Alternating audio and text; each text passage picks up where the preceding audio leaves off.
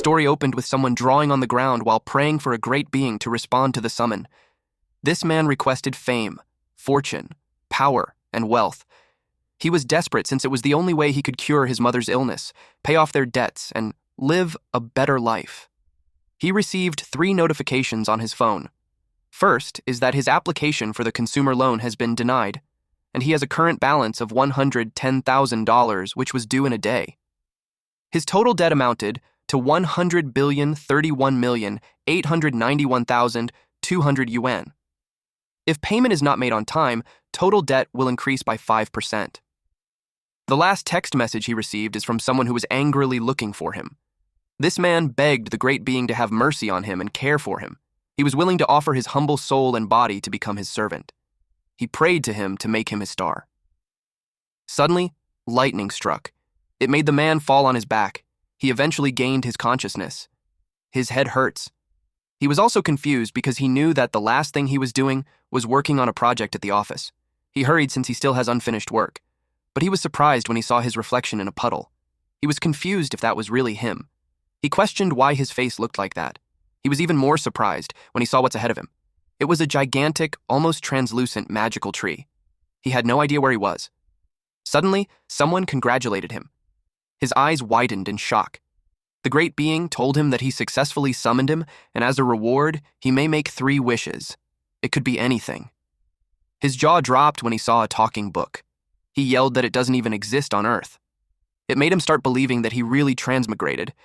He realized it was his cheat, but he thinks that 3 wishes is a bit low since he had seen others have some unlimited use. He stated his first cheat, to be granted 10 more wishes. The book was amused. It suddenly emitted dark energy around it while stating that it thought that there was a problem with the contract, but it realized that it wasn't the case. The man looked terrified upon seeing this creature towering over him. The great being showed his true form, a gigantic monster-like creature that looked terrifying. He realized that there was a new soul in the man's body. The man turned pale and asked him what he was and what he meant. The great being replied that he's not worthy of knowing who he was. He only needs to know that the original owner of the body used his soul and body to make a wish to him. He explained that he took the soul, but the body should belong to him, and yet this new soul occupied it, which led him to think that the soul in the body should be owned by him too. He wasn't happy about how he was transported. What's worse is that what he thought was a cheat to help him was something that would possess him instead. He knew he had to run right away. But the great being had something to tell him, that once a contract was formed, even the slightest intent to break it will bring excruciating torment as punishment. He screamed loudly in agony as fire engulfs his body. The great being was disappointed to see that it was just a weak soul after all. He wanted it to just die already. But our MC spoke about the content of the contract. He stated that if the breach of contract is caused by force majeure, then Party B is exempt from liability, and if he can't fulfill the contract because of his interference, it will be the great being's responsibility. Therefore, he knew he couldn't be killed because of breach of contract. The great being was dumbfounded that a mere mortal wanted to talk about rules with him. The man knew that he was a powerful being, and he could have easily taken his life, but he didn't, which led him to think that the man was testing him. He concludes that he was testing him for a suitable candidate. He asked him if he qualifies to sign a new contract with him. It made the great being laugh out loud. He finds the man very interesting. He was the first one who dared to negotiate with him. Since the boy piqued his interest, he offered him the contract. He had decided that if he could grant him 1 wish in exchange, he would give him a new life. And the great being's wish was 999 more wishes. Then he pressured the man by saying that he doesn't have much time to think. The man muttered that he's so shameless or copying his wish. The great being reminded him that he has 1 minute before he loses consciousness and dies. Then he asked him if he had made up his mind. Of course, the man had no other choice. He signed the soul contract wherein it stated that the contractor pledges with their soul that in that life they shall devote loyalty to the contract holder and must fulfill 999 conditions set by the contract holder. The contract holder may grant rewards when conditions are met. This was signed by the contractor, Zhou Chen. Later that night, Chen found his home. His clothes were all tattered like a homeless person, so he hoped that no one saw him like that. He couldn't believe that bastard boss dumped him there like that. He was told earlier that the boss would find him when he needs him, but in the meantime, he can do whatever he wants. He expected to be working like a mule, but he had no choice but to obey the boss. And there was no point complaining now. He decided to take it 1 step at a time. He unlocked the door, and when he looked inside, It was dark. He looked around and saw that no one was home, so it made him think that the family situation was even worse than he thought. To his surprise, there was a blood loan collateral from Zoomel all at once. It made him curious about what's going on with that family. Suddenly, someone yelled, "Hey, you brat!" Then he was hit on the head with a pipe. The man asked him where he had been all this time. He was angry that the brat ignored all his calls. The man had 2 lackeys with him. He was furious that the brat complained about being sick of living. The man on his left tried to remind him not to beat the guy to death, while the other one on his left told him that it was fine since the kid's tough as nails. Chen asked them who they are. The man beat him up while asking him if he had already forgotten the loan from last week. Then he asked why the woman hadn't shown up to sell blood to pay his debt. He wondered if she died somewhere. Then he commented that the brat's mom was a moron for willingly risking her life to take out high-interest loans for trash like him. He drilled into him that trash will always be trash. He pointed out how someone born as trash, a talentless trash, kept dreaming about turning things around, and all that debt just got him barely to the lowest profit rank. He stated that the brat and the old hag were not even worthy to carry his shoes. There was a time when he was asked if he wanted to give up being a prophet. He replied to his mother yes, because he doesn't want her to suffer anymore. He shared that he had a nightmare last night that his mom had to do handwork every day until she collapsed from exhaustion and never got up again. He doesn't want her mom to end up like that. He was worried that she would never wake up one day, and that he might not become a prophet, but his mother assured him that it will be okay. She promised him that even if the sky falls, she would hold it up, and advised him that he only needs to believe in himself more. After remembering that, his eyes glowed brightly. The man called his attention and asked why he isn't saying anything. Suddenly, the man's face met the brat's fist. It threw him on the other side of the room. The other man who had his back turned told him to stop because the kid might die if he kept hitting him. But to their surprise, the man flew past them. After receiving that blow, the man broke most of his teeth and lost consciousness. His friends were confused because it was supposed to be the kid in that state. They realized something was wrong. Then they saw the aura of the kid, and they couldn't believe that he broke through to star level. Chen asked them what's wrong with wanting to rise from the bottom. He told them to shut up because they were annoying, especially with their whiny crap. The men were annoyed with his arrogant behavior, despite being just an E-class stage 2. The other man urged him to teach the brat a lesson. They thought about crippling one of the brat's limbs. Chen wondered if the oracle and E-class stage 2 they're talking about was the power inside him. And judging from their behavior, he expects that their level was higher than his. The man charged at him, but he could clearly see all their movements. The man tried to hit him, but left a dent on the floor instead. He wondered where he was.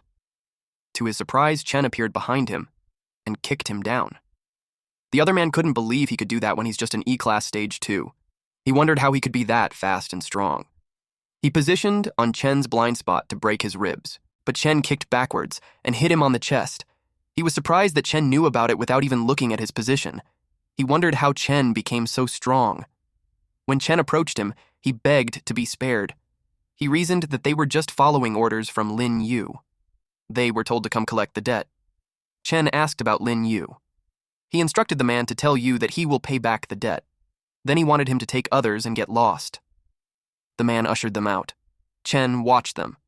He knew that the boss was just watching. The boss was impressed that he could sense his presence with his sharp intuition. Chen replied that he felt a strange power inside him, so he figured that he was getting help from him in secret. The boss replied that he was right. Had he not lent him a bit of power just then, he'd probably be nothing but a meat paste, so he should be grateful. Chen was pleased to have confirmed that the boss was his golden finger. He stated that if he could lend his power all the time, he'd be afraid of no one. The boss told him that he's dreaming. He uttered that his power wasn't something a mere mortal like him can use. He told him that he just got lucky that he didn't exceed the limit. Otherwise, he would have dropped dead before they even touched him. Chen was shocked to find out that working for him doesn't come with any perks. He suggested that if he became stronger, it would be easier to complete his wishes. The boss assured him that according to the contract, he will give him a helpful reward. But he hasn't thought of what it will be yet. Though he clarified that if he's thinking of borrowing his power again, he should forget it, unless he has a death wish. Chen wasn't happy with it, but he agreed to it. Deep inside, the boss was thinking how the kid exceeded his expectations. Not only did he borrow more power than he expected, he controlled it pretty well too. He wondered if he's his fated point. Chen asked him if he had decided on his second wish. The boss was confused, so he elaborated that he mentioned that he wanted him to help fulfill his wishes. The boss replied that he hadn't thought about it yet, but he stated that he had plenty of wishes already, and when the time is right, Chen would understand it. Chen asked him what he's supposed to do now. He replied that he can do whatever he wants. Chen seemed frustrated with his answer, mainly because he knew nothing about the world and there was so much to figure out. He was hoping that he would make a wish and give him some direction, but he could tell that it's not going to happen. He checked the previous owner's phone, which he found on the rooftop. He knew that if he's going to live as that guy from then on, he should learn more about him. He saw that all the messages are all about debts and online purchases for things like supplements.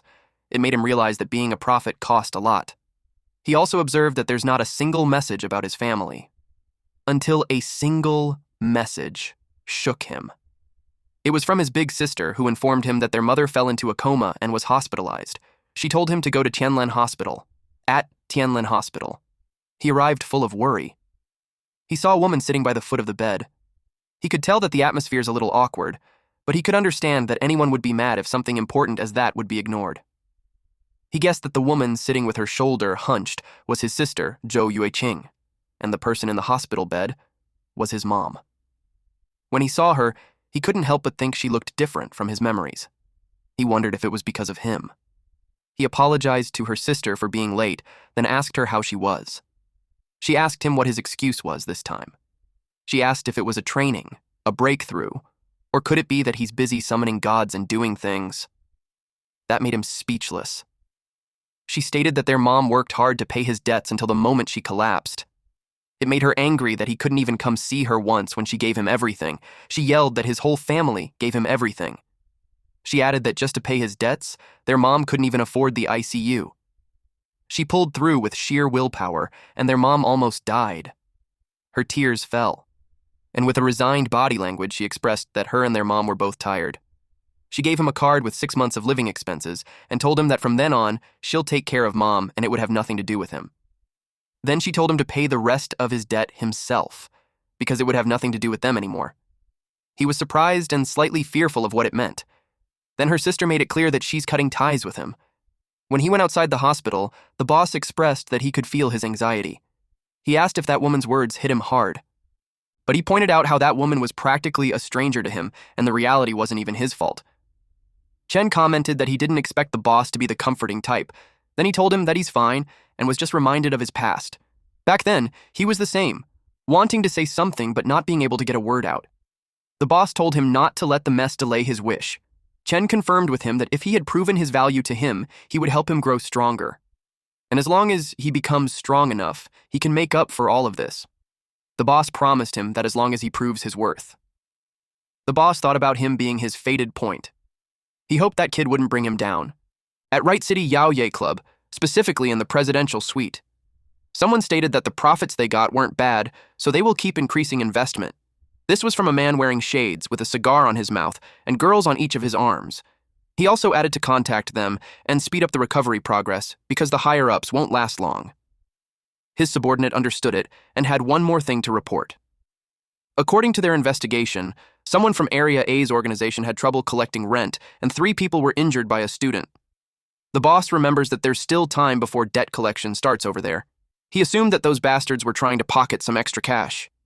He complained that it's because of that self-serving trash that fewer and fewer people were coming to him for loans. He told his man to handle it according to rules. His subordinate agreed to punish them, but also stated that it was a special case, because among them were level 3 and level 2 apprentice class thieves. According to the report, the one who hurt them was just a student who just broke through apprentice level 2. The boss asked who it was, and he was given a document. It contained Chen's profile. He couldn't believe that a mere level 2 kid beat both level 3 and level 2. Even the weakest level 3 can handle 10 level 2 fives. He knew that the gap in levels can't be bridged by skill alone. He estimated that the kid's true strength might also be level 3. He finds him interesting for trying to hide his strength. He told his men to keep an eye on him since he doesn't want to waste a talent like that.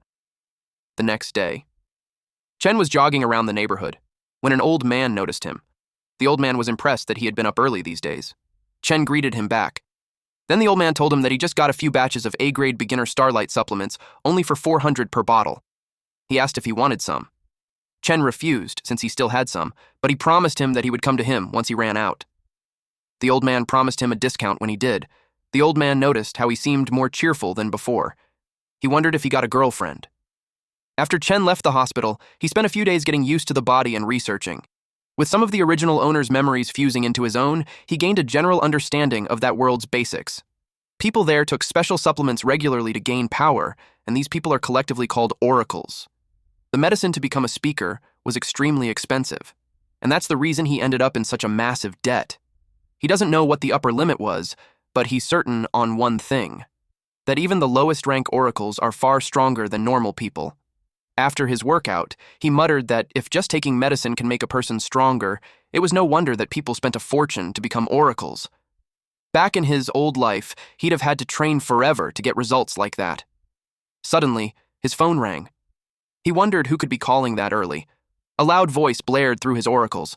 It was the class rep, and he was reminded that his leave was over. The teacher asked the rep to tell him to come back to class. The rep called him last night too, so he hoped that he didn't forget. Chen replied that he didn't forget, but deep inside, he almost forgot about it. At Reitlon High School. The teacher finished discussing the history of oracles, so now they would be talking about their impact on the economy. Chen took down notes. A speaker's status was determined by strength and ranked by title. There's grade E with ranks 1 to 6, grade D with ranks 1 to 8, grade B with ranks 1-12, grade A with ranks 1-14, and lastly, grade S. They must reach the highest level of the current title to break through the next. It was said that those who reached grade S were basically like gods. To match their power, the world was divided into 5 strata. Ordinary people in grade E oracles were in the 5th layer called the outer layer, the very bottom. The 4th layer and above make up the central city strata, symbolizing power and status. Only those grade D and up were allowed in. Chen was currently at the lowest, E grade. If he wanted better resources, he had to get into the central city strata. He made leveling up fast his top priority. Someone threw a pebble on him. He glanced behind him and the bullies were having fun teasing him. They challenged him if he thinks he's hot stuff just because he ranked high on the written test. The other bully replied that they were all at level 1, so it would be easy to knock him out with just a single punch. Chen could only think how there were people like that no matter where he went. The teacher reminded them that there's a fitness test in PE later, so they should change and go on the field. At Right Speaker High Field. In the speaker program, most of the day was just PE class. Chen thinks the curriculum was way too chill. Unexpectedly, someone called out to him. A student elbowed his friend and told him that a fight was about to break out. Seeing that it was those two again, they weren't surprised. The student asked if those bullies don't ever get tired because he had done that several times already, just for that month. His friend warned him not to speak anymore, otherwise he could be targeted next. The bully grabbed Chen's collar and asked him if he enjoys glaring. It had been a few days, and he was still acting tough. The bully told Chen that it didn't matter if his written test scores were good. He mocked him by asking if he's planning to talk to his opponents later. The bully reminded him that in the world of oracles, it was all about levels and powers, and based on his strength, he was just a level 1 piece of trash. Chen answered that by logic, the bully was a level 1 trash too. The bully was caught off guard. That response infuriated him. He was about to punch Chen while screaming that he's going to tear apart his mouth. Chen blocked his fist and asked him if he's done talking. The bully's eyes widened in shock. He was confused about what's going on, especially that he can't break free. He wondered if Chen had always been that tall. Chen reminded him of what he said. Everything is power. Then he stated that it's his time to tear his mouth apart now. The bully got scared. Chen released aura from his body as he towered over the bully.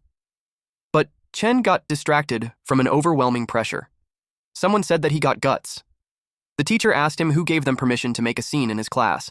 This was their PE teacher, Tian Jijia, a grade D level 5. Jijia was annoyed with Chen because he just came back and was already causing trouble. Chen, however, calmly and maturely replied that they were just having a friendly spar. Then he lets the bully go. That was Jiha's first warning to him, and if he messes up again, he could expect him to be rude. Then he gathered everyone for the test. Zhujia announced to everyone that they only have 3 months until the graduation exam, and the exchange tournament after graduation was even more important. If they do well in the exchange tournament, not only will they bring glory to the school, they will also get a chance to enter a prestigious academy. And to ensure a strong finish, he specially prepared imported grade A beginner supplements. He sold it for $6,000 so everyone could get a good result. Then they started training. A student did pull up, and at the 24 counts, he couldn't go on further, while the other one was so pumped up that he already reached 50. Chen was just watching, wondering if that was all Oracle's test all about. He thought it was something special. Someone approached him and asked if he's all right. It was the class rep. She was worried because he suddenly took several days off, so she thought something happened to him. She got embarrassed and clarified that she didn't mean to be nosy. It was just that she finds it strange to take a leave so close to graduation. Chen told her he's fine and thanked her for caring. Then she asked him if he wasn't buying the teacher's supplements. He replied that he's out of money. But in his head, he wonders if those expensive supplements were something everyone buys. He's curious if the only one broke in the class. She was worried that if he didn't buy it, it would have an effect on his test result. Suddenly, someone called out to her, Liu Tian. She said goodbye to him, and then she did the pull-ups. She had a really hard time and her body trembled badly. While she was doing that, Jijia was checking that 25 students bought 2 supplements. When Tian reached 35 pull-ups, he told her that she passed. Chen had observed that the students who bought such expensive supplements received special treatment from the teacher in return. With graduation near, it was understandable that they wanted better scores. But he knew that with his current ability, he probably doesn't need it, and he doesn't have any money left either. Then the last one was called Zhou Chen. The teacher saw that he didn't buy a single bottle of his supplement. He doubted that he would pass without his supplements. He decided to deduct some points to make him fail and use him as an example. Chen inspected the pull-up bar and wrist guards, and it looked normal. But he was cautious that there might be something different about the Oracle's test. He grabbed the bar, and to his surprise, his body suddenly got heavier, and the more strength he uses, the heavier it gets. He wondered if it was because of the crystal on the wrist. Just as he expected, the Oracle's test wasn't that simple. He could tell that the applied weight has a limit, and with his current strength, it was very easy to adapt. It was a rare opportunity, so he tested his limits. Everyone who saw him was shocked at how strong he was. He just did almost 100 in one go, when he barely managed to do 30 before.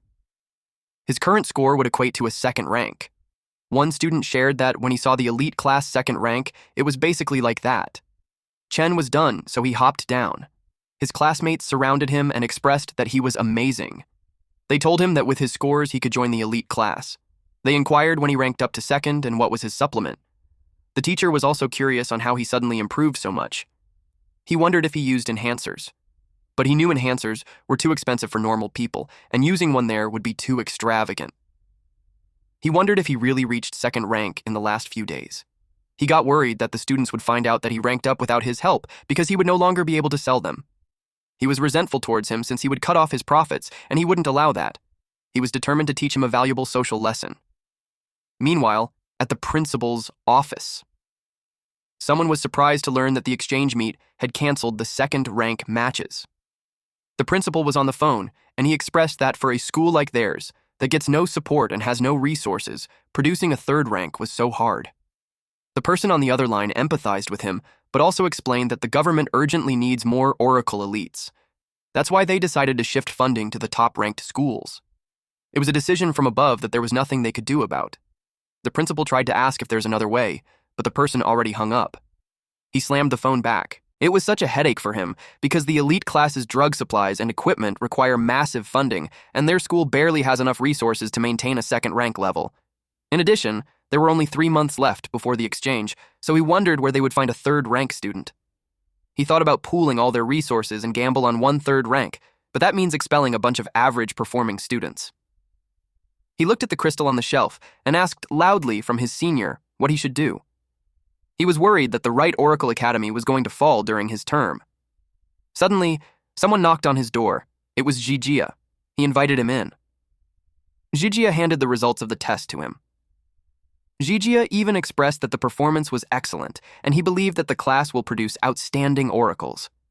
When he saw the results, he questioned in his head why Jijia already called that excellent when it was only 1st rank. Those useless trash can't be sent to the field. Then Jijia mentioned that there's one exemption that he thinks wasn't fit to be an oracle. He asked who. Jijia replied that it was Chen. So Chen was called to the principal's office. The great being asked him what he did for the principal to call him. He replied that he had no idea. Our MC had heard that the principal's personality was strict, so he knew he wasn't called just for a chit-chat. He just hoped that it wasn't that bad. When he touched the door, a small kindle of flame appeared. He was surprised to see it, but it looks like the boss was expecting it. He told Chen that it was the specific condition that triggered the wish that he talked about, which means something he wants was nearby, so Chen better find it. Chen asked why it had to show up now. The boss replied that the wish was triggered, so there's no choice. Unless he wants to get burned, he should do it quietly. The principal asked him why he's just standing there and urged him to come in. He entered and greeted the principal. The principal told him that his physical report wasn't bad. It was actually commendable since it was close to second rank. But as for skipping class, talking back to teachers, beating up his classmates, he could tell that Chen was young and hot-blooded. But that was all irrelevant. He asked Chen if he knew what's most important for an oracle. It was money. So he advised him to give up being an oracle. Chen turned pale. He clarified if the principal was saying that he wants him to drop out. The principal replied that he's right, and he should understand that the cost of being an oracle later would be extremely high, and given his family situation, he suggested that rather than pouring everything into something that might fail, it was better to cut his losses early. The principal knew that based on Chen's physical test results, he could get into the special class, but with the school on the brink of survival, instead of letting a mediocre student into a special class, it was better to focus on resources on nurturing valuable students. So he thought that if they can cultivate even one level 3 student before the exchange competition, there might still be hope. Then he told Chen that if he agrees, they can refund his tuition. He added that he doesn't even have to come tomorrow. He asked what he thought about it. While they were talking, the great being in a book form noticed something. It was the black crystal on the shelf. He told the kid that he found the target, so he should hurry up and get it for him. Chen replied that he's already struggling himself, and suggested that he grabs it then. The boss replied that if he could, he would have done it already, but the contract stipulates that it must completely belong to Chen for him to obtain it. Chen was in a troublesome situation. He had to go to the middle city to repay the debt, but going there requires D-level and also an Oracle graduation certificate. And that school was the only Oracle high school in the city. For the graduation certificate and the crystal, he shouldn't be expelled. He took a deep breath to calm himself down.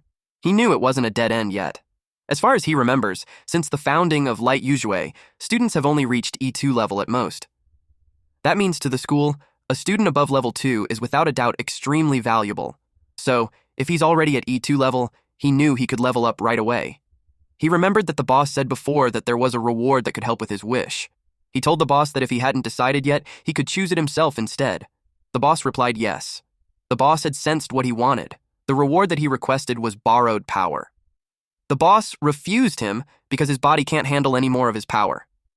Chen just got lucky that he didn't explode before. Chen replied that he cannot afford to be expelled there, because if he gets expelled, it would be a long time for another chance to reach the middle city, and the boss's wish might not come true either. He told the boss to trust him. The boss was left speechless. Then he told him that whatever happens, it's not his problem.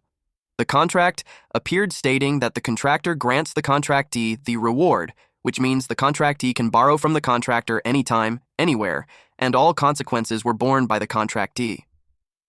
Contractee accepted that. Given that he was just standing there, it prompted the principal to ask if he still needed something. He requested that the principal test his score again and then decide whether he gets to stay or leave. The principal accepted it and offered his hand. Through that handshake, the principal evaluated that he's level 2, higher than what the report suggested, but it was still far from enough. Meanwhile, Chen was thinking that he only had one chance, and he's uncertain on how far he could go. So he wanted to get as much power as possible. The aura around his hand brightened. The principal was surprised. The aura became overwhelming. Even the boss didn't expect that the kid's outburst would be much stronger than what he had given him. The principal was taken aback and curious on how his level suddenly soared.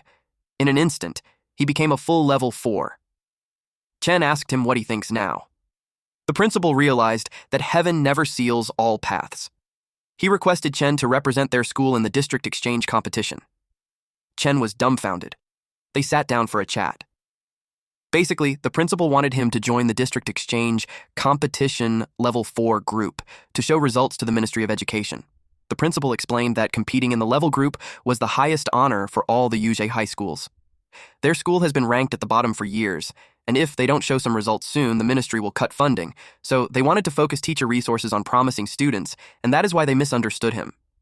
He hoped that he wasn't upset. Chen replied that he understands. The principal was happy to hear that. and to show their apologies, Chen's tuition fees will be waived.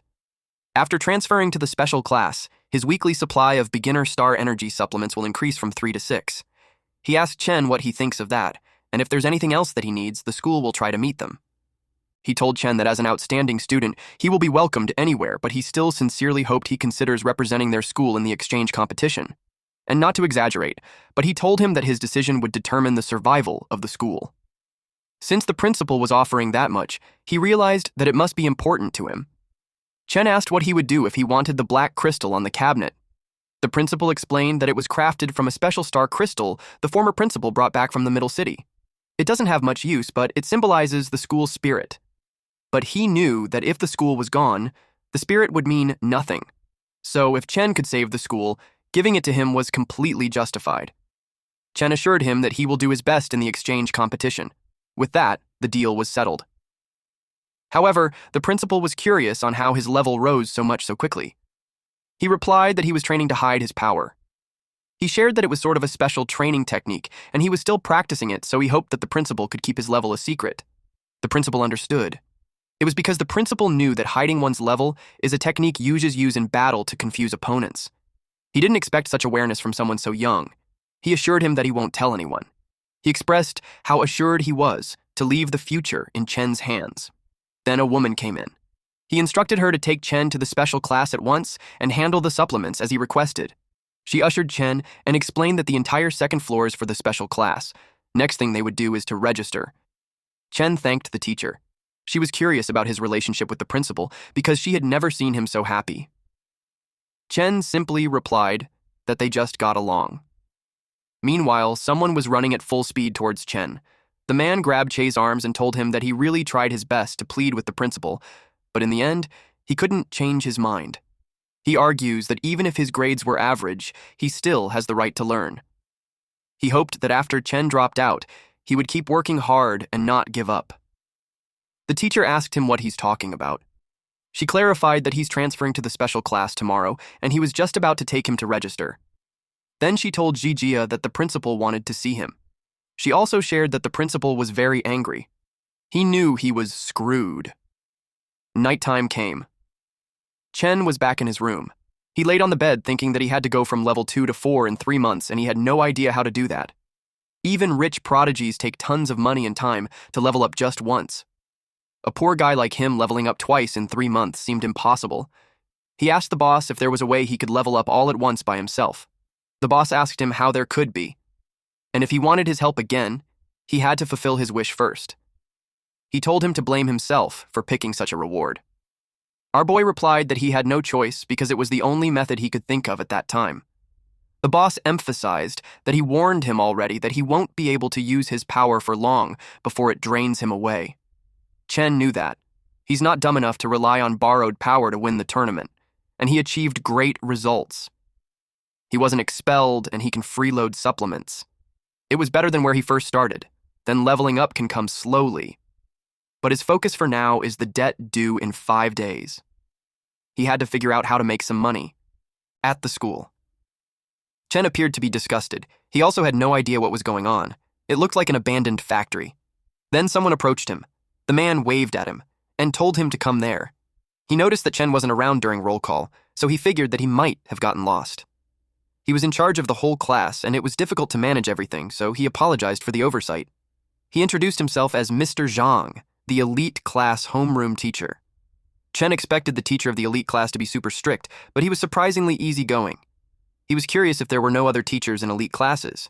He replied yes. They had 3 academic teachers, but he's the only one who handles training. He stated that student numbers were dropping, and students good enough to join the elite class were even fewer, so they haven't hired new instructors. He added that they usually use the innermost area for classes and training, and the outside has been idle for years and just fell apart. Chen realized that the school was in bad shape, so no wonder the principal was anxious. Mr. Zhang assured him of everything by saying that a skinny camel was still bigger than a horse. He had faith that the place wouldn't close down. They entered the training room. Mr. Zhang told him that they were currently having a free training session. He took him to meet the class. Chen now understood why they were called elite class and were leagues above the training yard. It was basically a high-end gym and the students seemed motivated. But he could sense that the atmosphere was a bit tense. Mr. Zhang gathered everyone to introduce their new classmate. He introduced Chen to them, and though he was a bit late, it was fine since the elite class always values strength above all, so he trusts that Chen must have some real skills to get in. He hoped that they all get along and do well in the upcoming exchange competition. One student from the back expressed that he doubted that it was because of skills. He was insinuating that he got through the back door. He added that he could just bring the whole elite class down. Mr. Zhang told this guy named Ma Wenhao to watch his words. He emphasized that Chen entered through proper procedures, so he better stop spreading rumors. Wenhao replied that whether it was a rumor or not, they will find out soon enough. He formally challenged Chen. The crowd was shocked because it has been ages since they had that. Unlike friendly sparring, a formal challenge was fought with full dignity on the line. They say that the loser has to serve the winner without complaint. And Wenhao's the strongest among them. They couldn't believe that he's bullying a newbie. A blonde guy nearby asked a pink-haired girl what the commotion was all about. The pink-haired girl replied that the transfer student was about to fight Ma Wenhao. He didn't know about the transfer student. Mr. Zhang replied that a formal challenge does not count unless the other side accepts. But to his surprise, Cheng accepted. He stated that if it was a friendly challenge and not life-threatening, then he'll accept the challenge. In his head, it was a good chance to test how he compares with the others and a perfect preparation for the exchange competition. The principal had heard about it. It was reported to him via phone call that Chen was going to fight someone. It was Mr. Zhang who reported. He explained that Wenhao issued a formal challenge and Chen accepted it. He was in panic, especially when neither of them would back down and the other students were crowding around cheering. It was getting out of hand. They urged Wenhao to show the newbie who's the boss. The principal thought about it, and since Chen was supposed to be practicing hidden-level training, it was a good chance to test his strength. So, he told Zhang to set up the arena as he approves the challenge. Mr. Zhang officiated the match, and since it was Chen's first time in that kind of match, he went over the rules briefly. The rules for a formal challenge are the same as the exchange competition, which means that the arena is for 2 people only and no help from spectators were allowed. Anyone who interferes will be expelled, and both must be of the same level and no cross-level challenges. Wenhao noted that Chen was Rank 2. Mr. Zhang emphasized that it was just a friendly spar, and there shouldn't be any attacks on vulnerable parts of the body, and no killing moves were allowed, or private revenge afterward. A hit on the face or voluntary surrender equals defeat. And they began. Wenhao charges in. His plan was to strike fast and catch him off guard. He wanted to win in one move. Chen expected him to charge right in. He blocked his arm, which surprised Wenhao. He couldn't believe that he reacted that fast. He kept punching, but Chen skillfully evaded it. He was bothered that Chen evaded like a rat, so he planned on finding a way to restrict his movement. He moved at the speed of light. Chen was caught off guard and had been hit on his forearm. Wenhao's hook and wind kick can shift mid-strike, so even if Chen blocked it, the impact will still knock him down. While Chen was on the ground, he attacked again. Chen glared at him. Then he released his aura and counterattacked with a fast and powerful kick. Wenhao was taken aback that he could use combat techniques too. He willed himself to stay calm, and as long as he didn't get hit in the face, he knew he wouldn't lose. He thought he still had a chance, but Chen's fist gently hit his nose. Chen told him that a hit on the face counts. He was speechless. Mr. Zhang declared Chen the winner. Wenhao couldn't believe that he lost. Even the other students thought the same, but they realized that the new guy was way too strong. In Chen's head, the match ended way quicker, but he got a feel of it. He asked Wenhao if he no longer has complaints. Mr. Zhang was overwhelmed too. Wenhao received professional training, but he didn't expect him to get crushed that badly from Chen, who has no formal training but his physical ability, and on the spot reflexes were excellent. He realized that he was a great combat-type prospect, so it was no wonder that the principal asked them to keep a close eye on him. Unexpectedly, the principal showed up. He called Chen for a moment since he had something to say to him. The pink-haired girl asked the blonde guy if he saw that. She couldn't believe that the newbie was pretty strong. The blonde guy stated that someone that strong has to become one of their underlings. The principal asked him how he was being in the elite class. He replied that it was pretty good, and his classmates were a bit too enthusiastic. The principal let out a small laugh and replied that powerful oracles always get more attention, so he'll get used to it. He told him that from then on he should focus on training, and if he needs anything, the school will help however they can. Since Chen could tell that the principal trusts him already, he now thinks it's time to ask about making money. So he asked the principal if students had a way to make money quickly. The principal told him that at his age, he shouldn't worry about that, and he should focus on his training. Instead, then he'll have chances to make big money in the future. And if his family was in trouble, the school would cover some expenses. He replied that he was just casually asking, but deep inside he knew he had to think of something else instead. Back at the training room. He was training lightly while thinking that taking out student loans gets heavily punished there, so he better be careful not to get caught.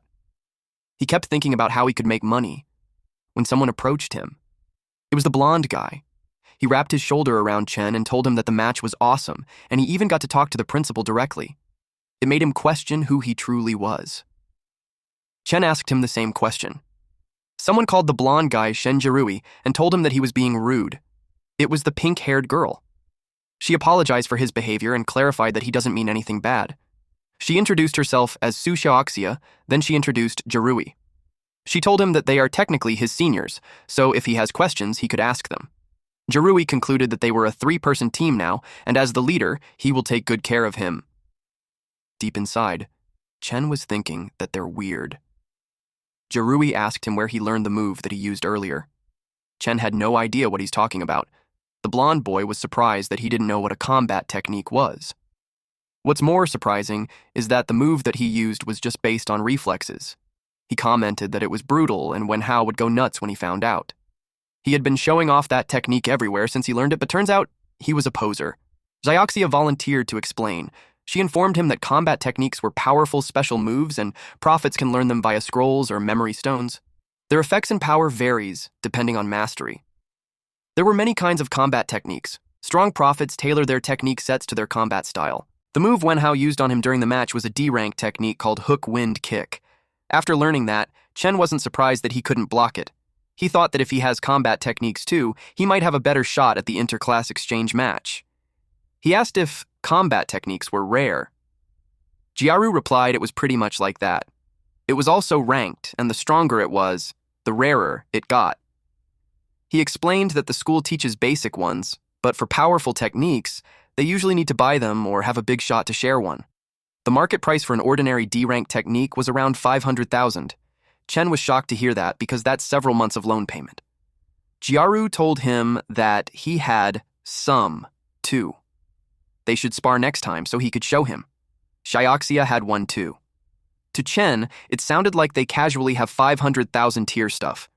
He heard that joining the advanced class was super expensive, so the kids there must have been extremely rich. But a thought dawned on him. If they were from wealthy families, he could ask them about making money. He told them that he wanted to buy a technique but didn't have money, so he asked them if there was a way he could make quick money. Jiaru suggested robbing banks. He replied that, except for that. Talking about fast, high earning, and no rules, only Blackwater Zone Miracle Land comes to Jaru's mind. Xiaoxia bonked him and told him to stop misleading the guy, and if the teachers heard him, he'll be scolded. But Chen was intrigued. Jirui took back what he said because he heard all sorts of stuff happens there, and the school strictly forbids students from going. If he gets caught, he will be automatically expelled. He asked him how short he was for the technique. Chen replied that it's about 300,000. They were surprised to know that it was that much. They checked their bank accounts and they didn't have that much. Chen thought about it, and desperate times called for desperate measures, so he decided to check it out after school, at Blackwater Road. He checked his phone. The navigation says it was right there, but it was an empty street with eerie vibes. Though it wasn't far from his home, he changed out of his school uniform before leaving so no one would recognize him. He asked the boss what he thought of the place. There was no response, so he assumed that the boss wasn't there. He didn't bother much, and since the Outer Zone oracles aren't very high level, he knew he'd be fine alone. He's at Tier 4 power, and even if something happens, he could escape. But he couldn't help but notice how the place looked abandoned ages ago. It made him doubt if there really was a miracle land. Then he noticed some footsteps, which means that someone has been walking around there recently. Then he saw the secret passage. He walked towards it. Unbeknownst to him, some man saw him head there. And they have murder gazes. His eyes widened when he stepped inside. It was a bright, bustling place. The streets were filthy. There were illegal trades happening. No wonder everyone avoids talking about that place. It was practically lawless. If there's profit, anything goes. But it also made him think that there's a way to make money before the due date. But before that... He looked behind him and asked how long they were going to follow him. Those men came out and commended his sharp instincts. They planned to knock him out and take him away, but since he noticed, they'll just have to rough him up a bit. Chen asked why. They thought he was pretending, but the man stated that he saw plenty of rich kids in disguise going there for the thrill, and if they kidnap him for ransom, they will be rich. That was so lame, and it showed in Chen's expression. The man placed an arm over his shoulder and slapped his cheek. He was happy that Chen froze from terror. He told him to cooperate, pay the ransom, and he'll consider letting him live. Chen told the guy that he was rude. Then in one smack at the back of the head, the man fell face down on the ground. Everyone was surprised that he got knocked out. The other two men took out their knives to teach him a lesson. They charged at him. 2 crate boxes came flying and hit them on the back of their heads. Chen was confused. Then someone appeared in front of him. His hand was grabbed. The woman under the hoodie told him to come with her. Then she dragged him away. They arrived at a certain place where she thought they would be safe. Chen thanked her for saving him, but deep inside, he actually has questions for those two. The woman knew him and asked why he's there. The woman forgot she had to stay undercover. Chen asked her if they knew each other. But to her surprise, he doesn't remember her, so she told him no. She just stated that she saw his name. It was on his collar. He was surprised to learn that it was there, but at the same time, he was also relieved that she didn't know him. She thanked him for telling him. She was thinking how she blew her cover and was glad that she played it off. She reminded him not to expose his info so casually in the Blackwater district because it's dangerous. She offered to guide him out, but he refused because he had urgent business. He knew that if she finds out that he's a student, he's doomed. The woman was certain that he's still Chen, even after all those years. She wondered if he really forgot about her or if he was faking it. She knew he was a student, so it made her curious about what he's doing there. And the way he moved earlier, it made her wonder if he had become a thief too. Moments later, Chen bought a face mask for $10. He believed that it would keep him safe. He already walked around, and yet he had no clue how to make money. Someone approached him because he doesn't look like a local. He asked him who he was. The man introduced himself as a tour guide and boasted that he knew everything about the place, so he could ask him anything. So Chen asked if there was a palace nearby where he could get quick money. The man ushered him to the location. He was pretty happy too, because he had secured a head fee. They entered a dimmed building, and inside was an arena. The fighter punched the opponent, and the crowd went wild. Chen realized that it was an underground fight arena. The man told him that if he wanted to have fast cash, it was the right place. He also informed him that there's a special match that night, and the winner gets a bonus and part of the betting pool. Lots of Herald-level fighters showed up, and the matches were intense, and the bets were high, so it was the perfect time to join. Chen saw the guy in the ring, and he looked scary, but he's only at level 1. With the high winning prize, he thought about it. The man asked him if he wanted to play. If so, he could get him chips. Chen replied that he wanted the whole prize, so the man was left dumbfounded. The woman followed him inside the arena. The crowd couldn't believe that the kid was strong. She saw the arena and was puzzled why he's there. His opponent told him not to get cocky just because he won 2 matches. This opponent boasted that he's the tournament's seeded player and his name was Yurif. He kept yapping, so Chen just punched him away, and in just one punch, the guy was knocked down. The crowd expressed that it gets boring since it only took those men a single punch to be defeated. Chen was aiming for that quick and clean victory, though. The next one looked smug, but before he could finish his sentence, he was out. The next one wanted to surrender, but Chen just sent him flying. The man in white suit behind the screen turned pale. They let him enter the match because he looked weak, but he didn't expect that outcome. A subordinate reported to this boss that the fighters they were going to sign all ran away, and the customers thought that they're rigging it and wanted refunds. If that keeps up, the arena will be in jeopardy. So no matter what, they couldn't let the kid walk off with the prize. He told his subordinate to bring out that guy. Chen tightened his fist and delivered the blow to the last challenger. Then he told the referee that he's going to claim the prize. The host insinuated that the crowd wants to see more. So, the management decided to give everyone what they truly wanted: a thrilling final match. Chen realized that they never intended to give him the money fairly. The final fighter was welcomed. Chen was surprised to see him. The man was restrained, and he was introduced as a mutant called Niflin. They brought out the monster that was restrained in a metallic plate, and they removed the restraints that kept it upright. The monster was laying flat on the ground, and they closed the arena again. Chen was confused on what's going on. There was something attached to the nape of the monster, and it released some air, and the capsule at the center of it was removed. The monster stood up. It looked creepy, like a skinny, tall goblin. A woman from the crowd hugged the man beside her because she was scared, while that man was relieved that he chose the back row because any closer and he would have peed on his pants. Though he still comforted the woman and uttered empty promises that he'll protect her. The woman who followed Chen was shocked to see that monster. In her head, she questioned why something like that was in there. She knew it was beyond Che's level, and with her ability, she could get him out safely, but it will expose her location and her plan would be discovered. She was facing a difficult dilemma. Chen was annoyed that the boss wasn't around for times like that. He could tell that the opponent was different from his previous opponents. In the first place, it doesn't look human, and being watched by it feels like a prey under a hunter's gaze, and just standing there was nerve-wracking. His instinct screamed that it was extremely dangerous. The monster's middle finger changed into a blade. It attacked him. It was fast that it had grazed him. Had he not dodged on reflex, he'd already be dead. It made him certain that it really wanted to kill him. So he knew he couldn't hold back. When it charged, he grabbed its arms and kept it away from his body.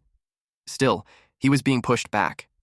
He realized how strong and dangerous it was, so he needed to end the match quickly. He used borrowed power, so from E-2, he reached E-4 level. Because of that, he was able to push the monster backwards. He clasped his hands and raised it in the air, and hit the monster on the head. He checked if he was able to take it down. But to his surprise, the monster rose and attacked him. It scratched his shoulder. He couldn't believe that his strongest attack had no effect on it at all. Its skin is thick, and its claws were sharp so close, combat puts him at a disadvantage. He needed a weapon. The monster charged at him again. He broke the pointy finger to use that as his weapon. He gripped it tightly and slashed the monster using it. It was a scratch on the side of the neck. He was disappointed that it was too shallow, but he's glad to know that it feels pain. Chen also acknowledged that its strength doesn't match his, even after he increased level.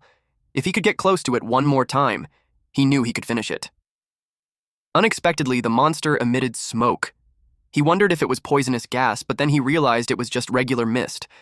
But to his surprise, he was scratched on the side of his torso out of the blue. He swung his weapon around, but no one was there. Then he got scratched on his back. But he couldn't see anything. The monster used the mist to wear him down.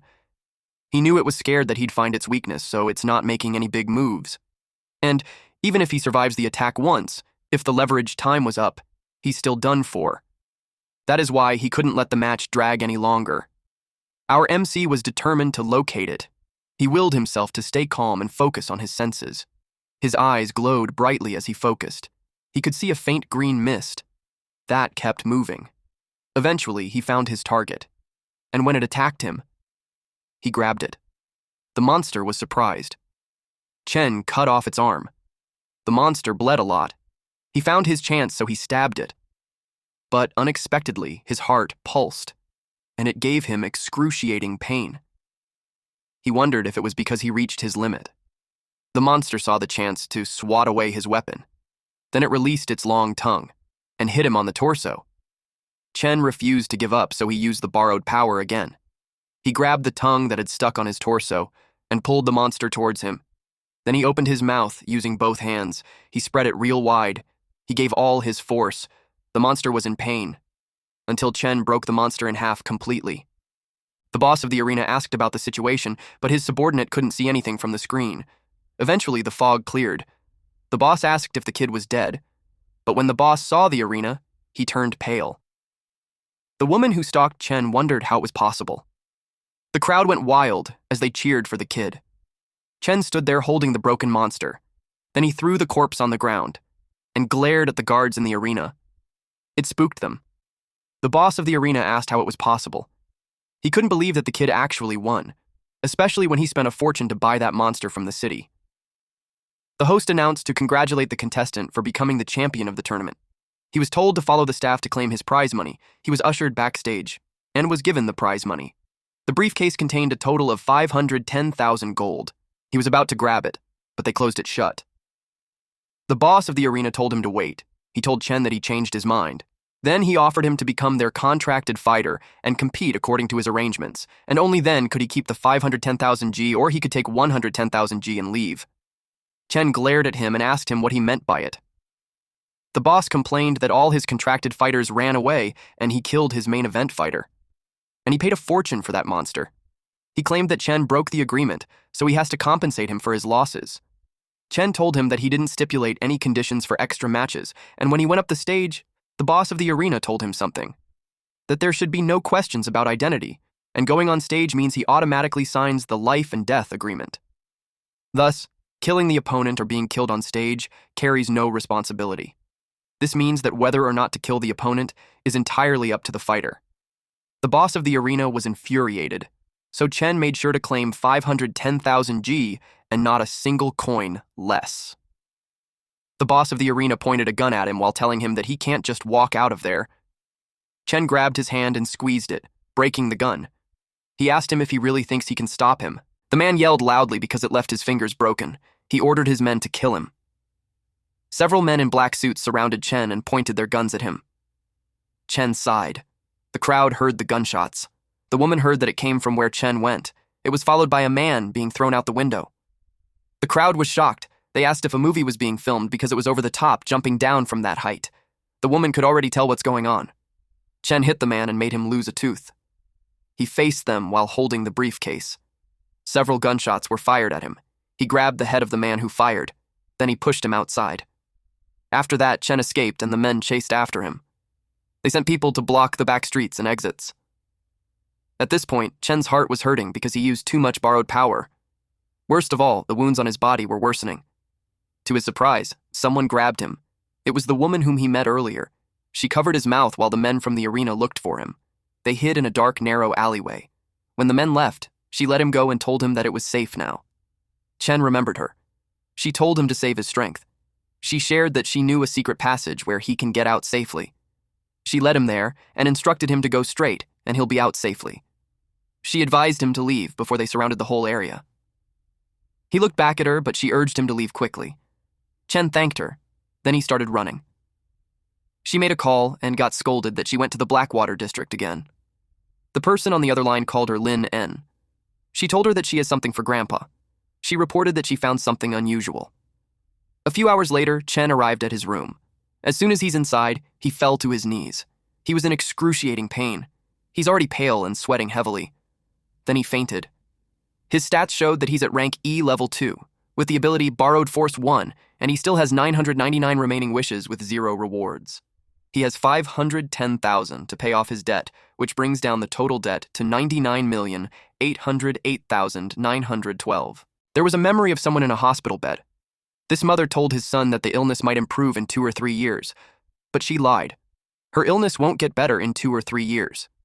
And in fact, she only has 2 or 3 years at most left to live.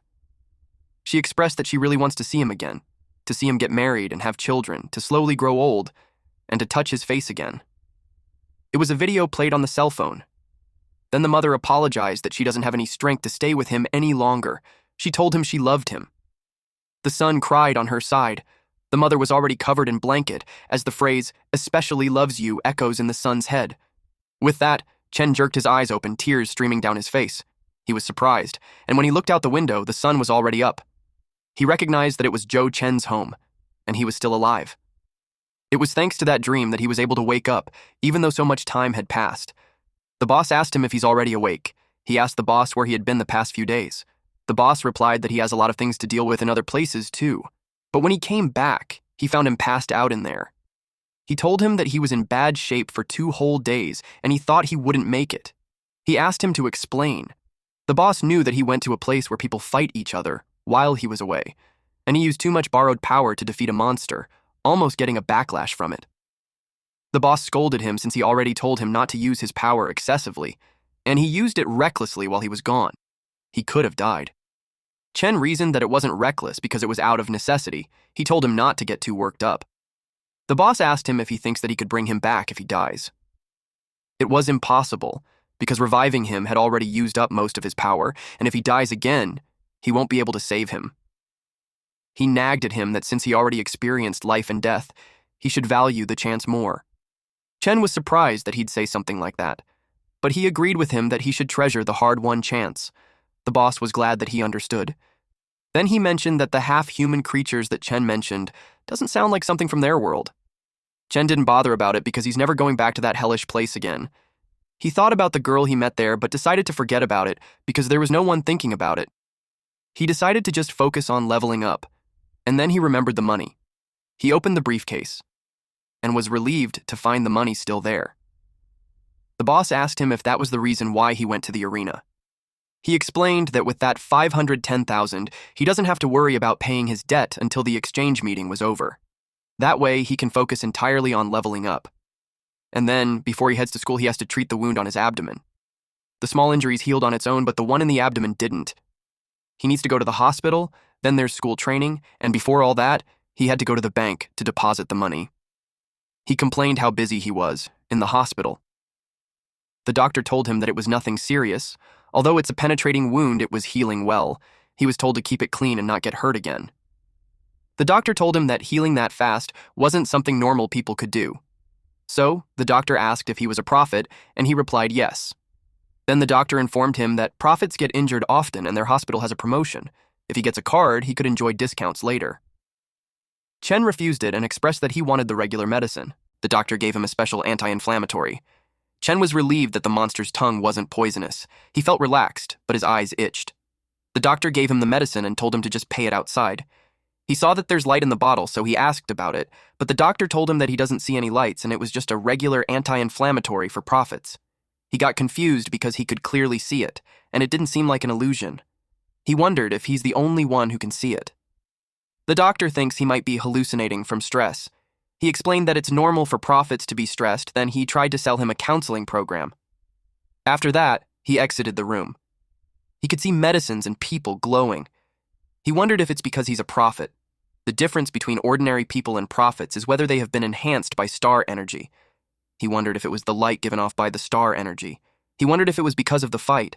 If that was the case, it would be a huge deal since the key to a prophet's level up is how much star energy they can absorb.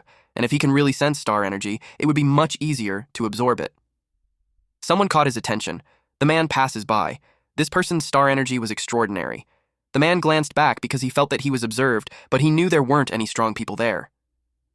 This man answered a call, and the person on the other line asked him why he's in the hospital. He was reminded of their mission, which is to find the alien star. The long green-haired man replied that he rarely travels, so he would stay in that country for a while and catch up with their little princess. The person on the line liked that, because according to their boss's prophecy, the alien star is a key point in changing history. Before they knew whether it was an enemy or ally, he was told to contact them first and act accordingly. The man commented that his boss worries too much. He stated that if the alien star was really an enemy, he'd personally destroy it. This person was Amir, an A-rank thief, at the academy. The principal talked to Chen because just a few days after entering the special class, he didn't answer calls, didn't reply to any messages, and skipped classes. In Chen's head, he just got back and yet he's already caught. The principal was well informed. He apologized and explained that something urgent came up at home, so he wasn't able to inform the school in time. He expressed that he was willing to accept any punishment. The principal clarified that it wasn't what he meant. He just wanted to ask if nothing bad happened to him. Chen replied that there was nothing like that. He asked if he's worried that he'd back out of the exchange match. The principal firmly replied no because he trusted him regarding that. He's more concerned that Chen was hiding some kind of hardship that he doesn't dare to speak of. He told him that since he's a good prophet, even if he hadn't agreed to the match, the school would still do its best to support him. He told him that the purpose of the academy is to nurture excellent prophets, and that will never change. Chen nodded and assured him that he's fine. He promised to give his all in the exchange match and win honor for the school. Since that was all, the principal told him to return to class. He also informed him that his friend was so worried about him that they even came to his office. Chen was confused, though. At class. Jaru placed his arm around Chen's shoulder and asked him where he went. Shioxia added that even the teachers don't know what happened. They were all worried about him. He replied that things were busy at home. Jaru brought up the topic about combat techniques he mentioned before. He gave him a card while telling him that he and Shioxia scraped together 300,000 for him to use first, then he can just pay them back once he has the money later. Chen was surprised. He just casually mentioned it, but he didn't expect them to take it seriously. He told them that he found the technique wasn't worth it, so he decided not to buy it. He thanked them anyway. Jaru told him that he'd find something better. Unexpectedly, someone called out to Chen. Wenhao was blushing when he approached him. He admitted that he overheard them say that he was short on money, so he gave him his card, which has 50,000 savings. He hoped that he didn't mind that it wasn't much. Then, about him losing the match, he told Chen that if there's something he wants him to do, he could just say it. Chen told him that there's no need to act like a servant or anything. Xiaoxia scolded him for butting in their team's business. She asked if he's scheming something. He replied that there's nothing like that. He just wanted to apologize to Chen before since he thought he got into the special class through connections, and afterward Mr. Zhang explained his situation. With that, he admits his loss wholeheartedly. He stated that Chen made him realize the gap between them, so he wanted to be friends. Xiaoxia whispered in Chen's ear that he was the first to defeat Wenhao. She asked if they should let him join. He replied that he doesn't mind. Xiaoxia told Wenhao that if he's willing to be the fourth member, then they will accept him. He replied that ranking doesn't matter to him. Jaru stated that to celebrate their new teammate, Wenhao should pour him a glass of water. Wenhao replied that if there's anyone who gets water, it should be Chen, since Jaru lost to him anyways. Jaru couldn't believe that he just joined and yet he's already acting like a boss. Chen watched them while thinking that they're all such good teammates. He felt lucky to still be alive otherwise. He would have never met them. At the treadmill machine, Chen trained hard. In his head, the leveling system was simple. The body just needs to absorb the star energy, and the more star energy absorbed, the higher the level. High-intensity exercise increases absorption efficiency, and that's why most prophets were always doing PE classes. But the absorption rate was trickier than he expected. He already wore equipment to maximize training intensity, but his absorption rate was still low. If the star energy in the body wasn't absorbed in time, it will slowly leak out and be wasted. It is no wonder some people stay level 1 their whole lives. At that rate, he'll never reach level 4 before the competition. He knew he needed a way to boost his absorption rate. Jaru approached him and expressed that free training was getting boring. He invited Chen to spar to make things exciting. Chen had an AHA moment. He recalled that during the match, it was only because he had to fight that monster that he accidentally forced himself to grasp star energy observation. He told Jiaru that if they're going to spar, he has an idea that will need everyone's help. The center light was turned on. Xiaoxia used Izumo Palm, while Jiaru used Rending Fist. They fought Chen together. Chen liked how they sync. After that, it left those two exhausted. They have been at it for almost an hour, so they suggested that they rest. Xiaoxia expressed that when he first said 1 versus 2, she thought that he was joking. She didn't expect that he meant it. Jiaru claimed that the method was amazing. Without worrying about winning or losing, he could throw himself completely in battle, and he even dared to try new moves. Next round was Wenhao's turn. Chen realized that he was right. That kind of all-out battle increases absorption rate, and with their good foundations, once the absorption rate increases, they would level up quickly. He thought of trying a new method while his rate was already high. To ensure safety for ordinary people, the star energy in normal supplements was diluted. If the physical quality was average and absorption was low, even drinking thousands of bottles won't raise a level. But from his observation, borrowed star energy was 100 times more concentrated than supplements. With his current ability, absorbing it directly would definitely make his body explode. But if control the flow that he could absorb, he thought that he could make the borrowed star energy permanent. To level up quickly, he thinks it was worth a try. He used borrowing power. He didn't realize until then how absurd the amount he could borrow. But it made sense since it leveled him up twice in a row. He slowly controlled the flow and compressed it as small as possible. Then he absorbed it. The energy was all gathered in his heart. He didn't expect even a small amount to be so overwhelming. His whole body was filled up instantly. Even restraining it desperately, he still had absorbed too much. At that rate, his body will burst, so he had to release it. When he did, everyone was shocked.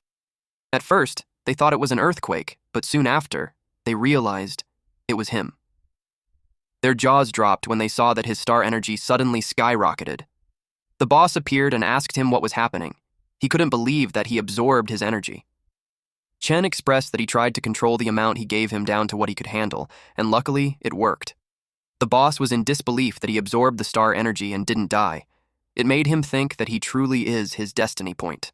A brief description about star energy supplements. It is made from materials containing star energy such as star grass, star crystals, etc. with various magical effects such as replenishing star energy, enhancing physical strength, and healing injuries. Chen asked him if he said something. The boss said nothing and expressed that he's glad that he's not dead. Mr. Zhang arrived in panic and asked what happened and if they were okay. Xiaoxia reported that it was Chen. Jiaru explained that they finished sparring and were resting when Chen suddenly became like that.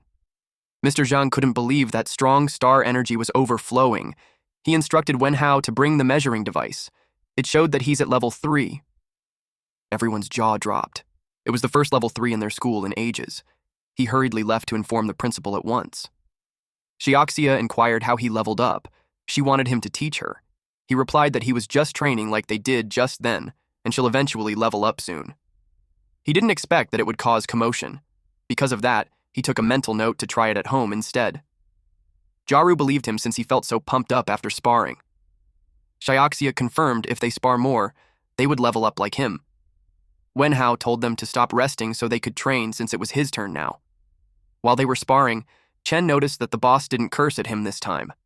The boss replied that he got used to him, and if it was just to level up quickly, he won't say anything anymore. After all, he needed him to get stronger too. Chen told him there's nothing to worry since he still has a lot of stored star energy that he hasn't used. Once his body absorbs it slowly, he can level up again to level 4. The boss just watched him in silence. Time flew by and it turned July 12th, 2026. There were only 55 days left until the exchange tournament. Chen trained hard. Another day passed by and he trained with the others.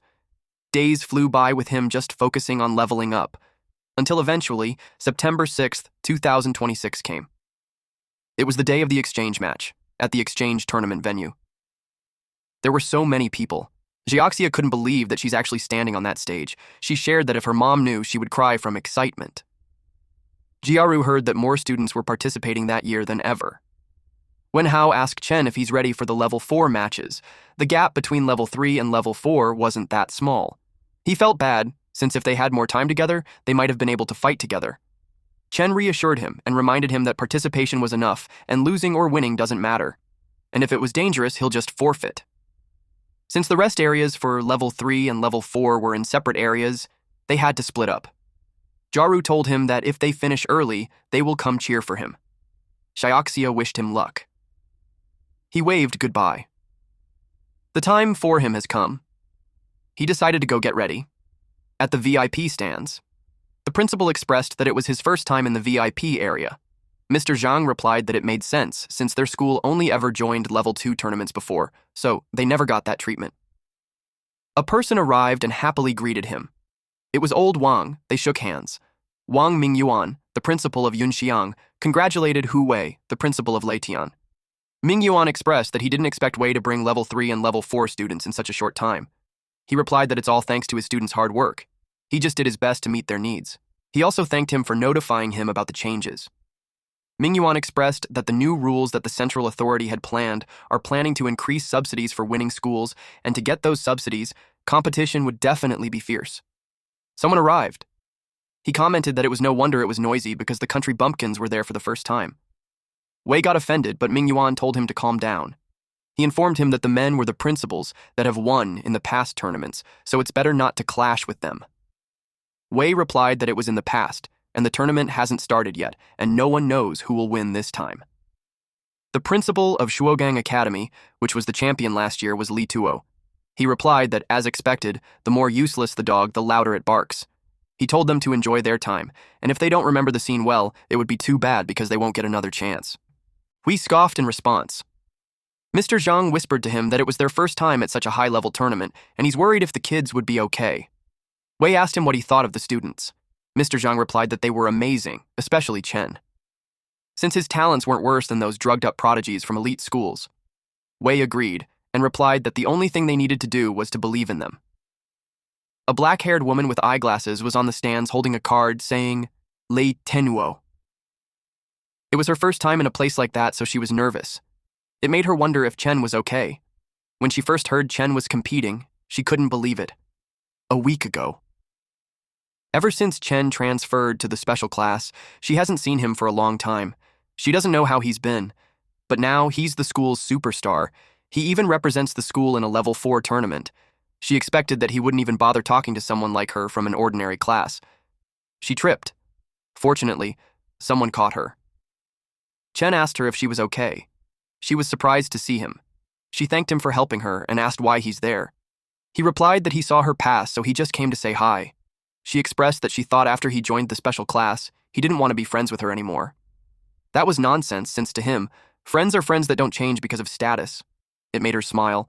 She was glad because, just as she expected, he's still the same. She had faith that he'll do well in the match. At the present moment, the contestants were called on stage. Chen wore black shirt, pants, wristbands, and shoes. He looked cold and sophisticated. The class rep looked forward to seeing him. Chen's current stats is at E-Class Level 4 with borrowed Power 1 ability. He has 999 wishes and 0 rewards. Currently, he has no debt due, but the total of his remaining debt was at 99,808,912. The host greeted the honored guests, beloved teachers, and dear students. There were 2 hosts. The male host welcomed everyone to the Outer District Regional Exchange Tournament. The competition was going to be hosted by him and his partner, Lillian. The crowd went wild because Lillian was a popular idol. They didn't expect her to host the tournament. Also, she's still cute even without her idol outfit. She announced to everyone that she showed up not as an idol, but as a hardworking Lillian, and the true stars were the contestants. Then they explained the rules of the competition. There were 12 academies participating, and each sent 4 representatives. There were 16 Level 4 contestants and 32 Level 3 contestants. However, the arena is only for the Level 4 contestants. So, if there's anyone who wants to watch Level 3 matches, they should go to the other hall. The scores of both Level 3 and Level 4 would be converted into points, and the final ranking would be based on points. The promotion rules were simple. Each match was one-on-one, the winner advanced to the next round. Winners would face other winners until a champion was decided. And to ensure everyone goes all out, the unlimited match time rule has been changed. Now, each match is limited to half an hour, ending when one side loses the ability to fight or admits defeat. They hoped all contestants would show their true strength. Although that year's rules were more intense than before, they had nothing to worry about. Lillian revealed a special person. It was Bai Yue, an S-Rank oracle. Most of the audience only saw him on TV, so they couldn't believe they're seeing him in person. Yue lifted one finger, and the ground shook. It demonstrated how impressive he was. The ground was elevated. It was the special arena that he prepared. It also has barriers set by him, so the spectators don't need to worry about being harmed by shockwaves. And after each match, the master would repair the stage. Contestants could go all out and fight without holding back. Lastly, the gemstones they held must be worn during the matches. It wasn't just proof of participation, but it also protects them at a critical moment. The contestants were amazed and overwhelmed that with just a flick of his wrist, he had reshaped the battlefield already. They had understood how overwhelming it was after seeing it in person. Chen internally agreed to that. He heard that S-Rank power was like that of a god. He didn't expect it to be that exaggerated. But he saw the boss without care at all, so it killed the tension for him. The match results would be notified through each contestant's gemstone, and without further ado, the match began. The first round, Match 1, was scored 16-8. It was between the West Coast Oracle, Wang Lu, and the Blue Extreme Oracle, Xiao Ran. The opening fight was already fierce. Ran ends the battle with a dazzling cannon-like attack. It ended after 17 minutes. Then they moved on to the second match. Wei and Ming Yuan watched through a glass window. Wei couldn't believe that the S-Rank master was invited to assist. It just showed how much more intense that year's competition would be intense than ever. Ming Yuan replied that the gap between Level 4 and Level 3 was huge, and Level 4s can fully unleash their battle techniques. Plus, the academies were rich, so they could easily afford C-rank techniques. With subsidies, those academies shamelessly equipped their contestants with best techniques and potions, which is how they had stayed on the top for so long. It was also the reason why they were confident. Some men tried to win Principal Tuo's favor while he's drinking his coffee and watching the match. Ming Yuan claimed that this time it would be different. The host announced the fight match, which was between Yunhu Oracle Lan Qin and West Coast Oracle Liza. It was another exciting duel that they anticipated. Qin dodges with ghostly footwork, avoiding the fierce attacks as if toying with her opponent. But dodging alone won't hurt the opponent, so they were curious how she would claim her victory. She announced that the warm-up was over. She restricted her opponent's limbs. They were surprised to learn that she mastered an ability-type technique. Her opponent panicked when he couldn't break free. They determined that from his reaction, the ability was dangerous. Using a technique to bind the opponent and then finish him off was her flawless strategy. The match ended in just 5 minutes. It thrilled the crowd to see magic. They knew that controlling the enemy and beating him up at will was unbeatable. She stood a chance at the championship. Hu Wei was also surprised. Ability type was a rare power usually by awakened D-rank oracles or higher. Mingyun knew exactly that. He revealed that Qin was one of the rare few who awakened early. Her talent was 1 in a million. Wu Yu, the Chongshan principal and last year's runner-up, commented that it wasn't such a big deal. Mingyun asked him why he tried to poach her when he looked down on her so much. He learned it from Qin. She even said that he's greasy. It embarrassed Yu. Tuo told Yu to stop and assured him that it was just an early awakening. Then the host announced the match between Lian Guang's oracle, Wang Zhuo. Before the host could end his statement, the match had already been over. It only took 5 seconds. It was a one-hit kill. As the opponent was about to attack, Zhuo had ended him. It demonstrated the power of Lianguang Oracle Academy, the reigning 3-time champion. The crowd went wild. It was indeed insane. They already anticipated that the championship would be claimed by them again. Zhuo was certain of the outcome of the matches for that year. Because of that, he's already bored. Yu got excited when he saw it. Zhuo really was something else. No doubt, he was trained personally by Principal Li. Tuo commented that the more arrogant the dog, the louder it barks. Mingyun responded that he should just wait, and they'd show him. Meanwhile, Wei was silent because he knew that the battle was completely out of their league. He acknowledged that with their academy's oracle level, just qualifying was already a win.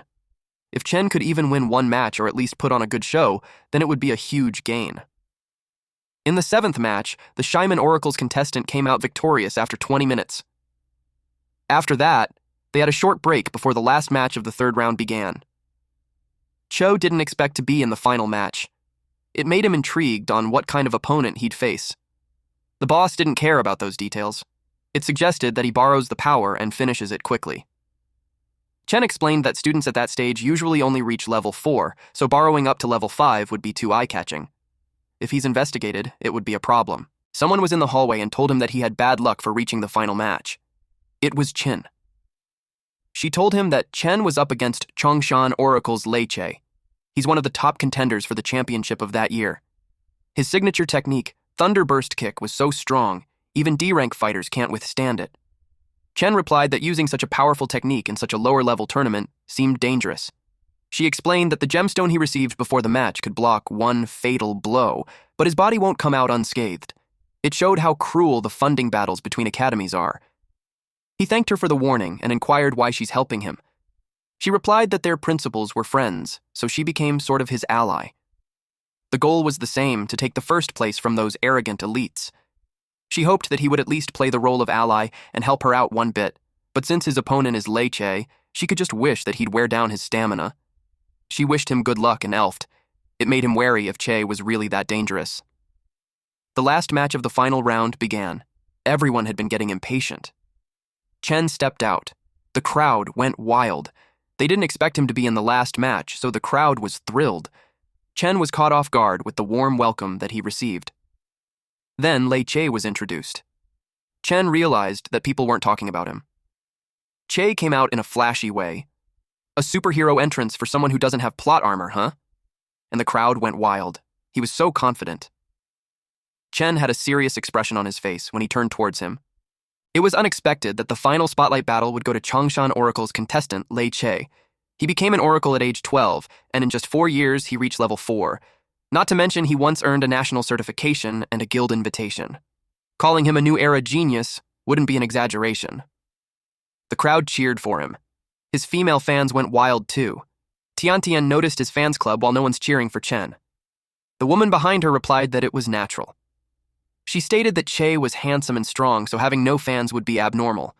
On the other hand, the other guy looked ill-tempered and pretentious, so no one would cheer for him. Tiantian got angry and corrected the woman that Chen had a fan, that she was a fan of his. She claimed that he was gentle and strong, unlike that flashy Che who had a bad personality, just like his face. The woman got offended. Tiantian reasoned that she started when she judged Chen by his looks. Those two clashed, and they competed cheering for their candidates. Tiantian's classmates were surprised by her actions. It was their first time seeing her so fired up, so they got intrigued on what's going on. The host acknowledged the unending cheers. It just implied that everyone was excited to see what kind of performance the genius youth would show. They were curious if he could shake up Lianguang Oracle, the academy that dominated first place for years. Then the host announced the start of the match. Lillian stopped him because he forgot to introduce the other contestant. He realized his mistake and admitted that he got caught up with the crowd's excitement and forgot. He was slightly embarrassed. He apologized and proceeded with a proper introduction. He announced the opponent of Lei Che, Zhou Chen of Leitan Oracle. The host had nothing to say about past achievement since there was none, also no signature techniques. Given their record, he could tell that it was his first time competing. Chen wished they had at least bought a technique beforehand. The crowd started talking. It made sense why they don't recognize him. It was because it's their debut. They assumed that a school like that probably spent all their resources just raising one level 4. Now, it was no wonder why he doesn't have a battle technique. They already think it was such a waste of such a prime spotlight match. They had lost hope to see Che's ultimate move. Meanwhile, the woman behind Tiantian laughed at her after learning that their school was competing for the first time. Wu Yu didn't expect that Wei's debut would be against them. He felt bad for him. Wei's head started to ache. Mingyun told him to ignore the guy. He told him that every school has its first time. Che spoke to Chen saying that he had bad luck for facing him in their debut. He added that Chen should understand that being a genius means carrying a lot of expectations, and even if he wanted to sympathize with him, he couldn't give up on victory. Chen replied, "There's no need for that, and they could just fight normally." Che moved at lightning speed. He approached Chen to tell him that he would start with just 10% of his power as a warm-up. In that way, Chen's first fight would look like a decent back and forth, even if he lost. He advised him to make good use of the chance. Chen didn't care much, since he already told him to fight normally. The host announced that Che instantly closed in on Chen, then retreated just as fast. The host was fired up. He declared the match to begin. As soon as he did, Che attacked at lightning speed. This guy appeared in front of our MC faster than the blink of an eye. But Chen saw the incoming punch, and the following attacks. He didn't take a step away from his spot. Our boy's opponent was definitely toying with him. It surprised the hosts. They wondered if it was some kind of special technique. They could see Che split into 2, or even more, and it looked like Chen was taking the attack all at once. The after images could have been caused by the sheer speed. Right from the start, Che showed such terrifying skill, which made the championship battle thrilling to watch. Qin watched and commented that Che was going to be troublesome. Zhuo was just silent. Yu had this smug expression because he knew that Che's strength was far greater than that. Finding such a prodigy cost him a lot. He already expected the opponent to be no match. Che asked Chen why he wasn't moving. He mocked him for not being able to keep up with 10% of his speed. He added that it made sense because only Zhuo was worthy to be his opponent. He concluded that Chen had reached the end. In his last attack, it was time to say goodbye. Chen asked him if he wouldn't dodge anymore. Che was caught off guard and got punched in the face. Chen didn't even take a step from his position. The host's jaws dropped because of the shock. Qin and Zhuo were surprised too. Even Tiantian and the woman behind her, Che even lost a tooth from the punch. They couldn't believe that in an instant, Chen threw a punch and easily nullified Che's attack. With Che's speed, dodging should have been easy. They wondered if it was carelessness, or he simply failed to evade. The crowd got mad at Chen for hitting Che on the face. They claimed that he cheated. But to Chen, Che wasn't attacking, so he decided to attack first. It made him wonder if there's a hidden match rule there. Mingyun, excitedly, claimed that it was a solid move. He commented that Wei's student was hiding some serious skill. Yu yelled that it was impossible because at level 4, no one was faster than Che, and a small school like that would never train someone like that. He accused him of hiring a ringer. Wei replied that if it were a rigger, the higher-ups in charge of screening would have caught it. He suggested that Yu was implying that he was smarter than them. Tuo pointed out that the shouting was setting a bad example. Suddenly, the host announced that the match wasn't over yet. The host was about to announce the winner when someone stopped him. It was Che. He was back on his feet, so the match continued. He realized he underestimated him, so from then on, he decided not to hold back anymore. He could no longer suppress his thunder power any longer. He let out a thunderous light throughout the arena. It was such intense star energy. Chen was shocked at how fast he became, his brows furrowed. They noticed how Che used the arena's barrier to keep increasing his speed. They expected him to use a certain move. Che's signature battle technique. He became confident in his technique. He unleashed the thunderous explosive charge kick, but before he could land it, he was punched in the face and was thrown to the opposite side of the arena. Chen advised him that he should have attacked earlier before he had gotten to his speed, so once again, Che was sent flying. His star turned red, which means he's completely lost the ability to fight. The host declared Chen as the winner. Deep inside, he almost couldn't hold back his strength, but with the Starstone protection, he thinks Che would be fine. The crowd talked to each other on how he did that. It was so fast that they couldn't even see clearly.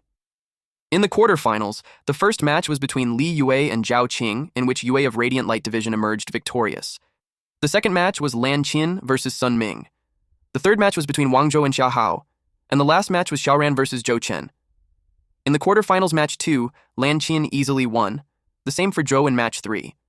It was another one-strike victory. The opponent was from the same academy, so he held back. The crowd moved on from him and got excited for Chen's match. Zhou heard them and glared at them with killing intent. They got spooked.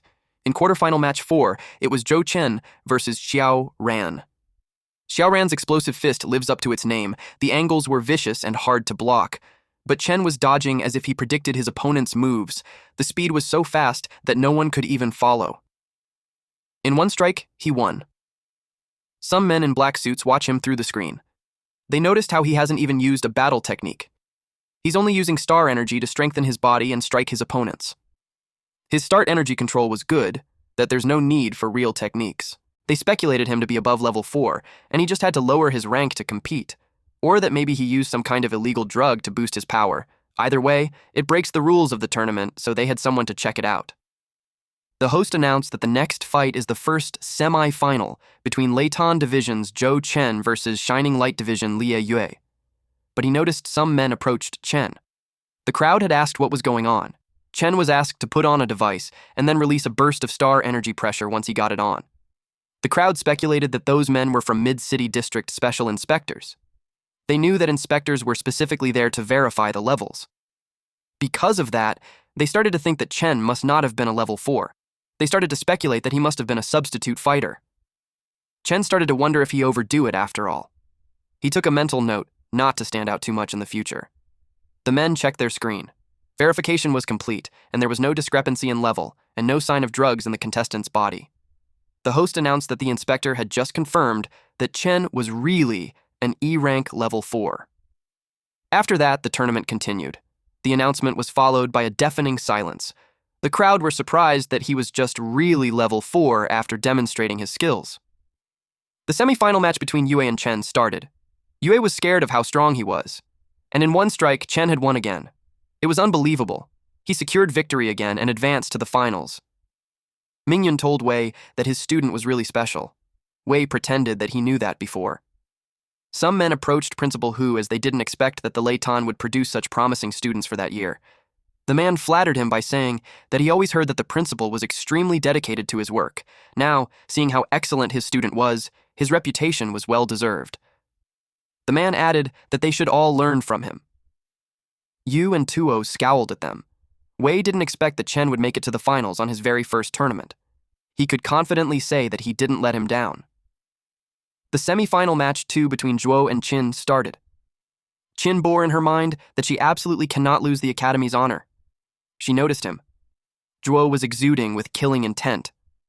And the host announced that they should begin. 2 girls cheered for their seniors. Zhuo noticed them. Qin thought it was her chance since he got distracted. She attacked him and hit his chest with the combat skill called Flowing Cloud Hand. But Zhou didn't budge. Instead, he glared at her. She got terrified when she realized her attack was completely useless. He saw that she had magic ability. He grabbed her arm, then she tried to elbow him. Then he told her that the magic ability was ridiculous. It angered her. She wrapped him using her ability. And then she puts distance between them. She thought it was a good hit. But to her surprise, he appeared behind her and told her that it was such a petty trick. She didn't know when he had done that. Then he punched her using his battle skill, boiling blood. She was blasted away. Both sides were strong. The semifinals were really on another level. The arena has been shattered, and yet Zhuo wasn't hurt at all. The girls in the audience felt worried for their seniors because it made them on the verge of tears. Mingyun was worried for Qin too. She was bruised all over. Her talisman fell.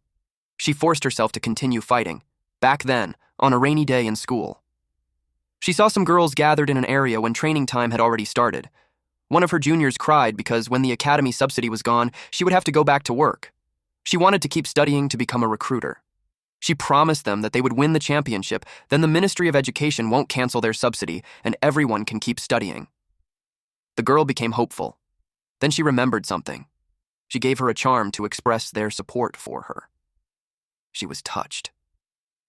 In the present moment, she wanted to uphold the deal. She desperately tried to reach her charm, but Zhuo just stepped on it while saying that she'd been fighting desperately just for that.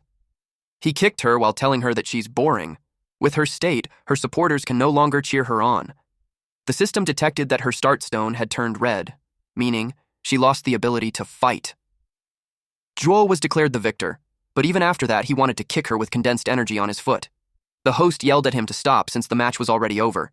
He quickly yelled for someone to restrain him. The crowd was terrified of what he's trying to do. Mingyun yelled at him to stop at once. Someone yelled at Yue to intervene, otherwise someone would die, but he replied that there was no need.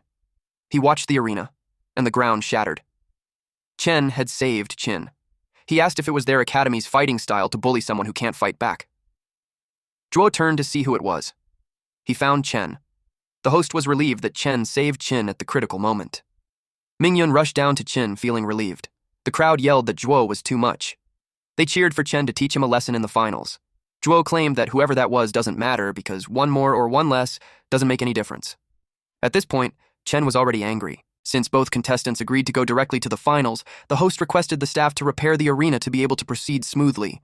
Zhaoxia, Jiaru, and Wenhao arrived and sat beside Tiantian. Jiaru asked Tiantian what the situation was. She told him that he made it to the finals, but she's worried since his opponent wasn't easy to deal with. Mingyun was frustrated that Tuo allowed some lunatics like that to complete.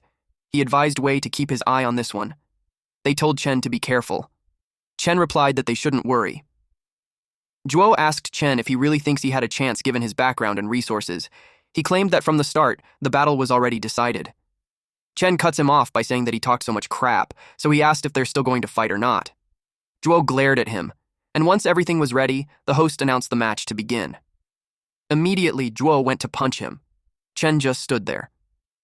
Zhuo expressed that he thought he would be more impressive. Chen replied that it should be his line. Zhuo was caught off guard. He taunted him by asking if that was all the reigning champion had. Then he counterattacked. Zhuo fought back using his boiling blood battle technique, and their fists met each other at an insane speed.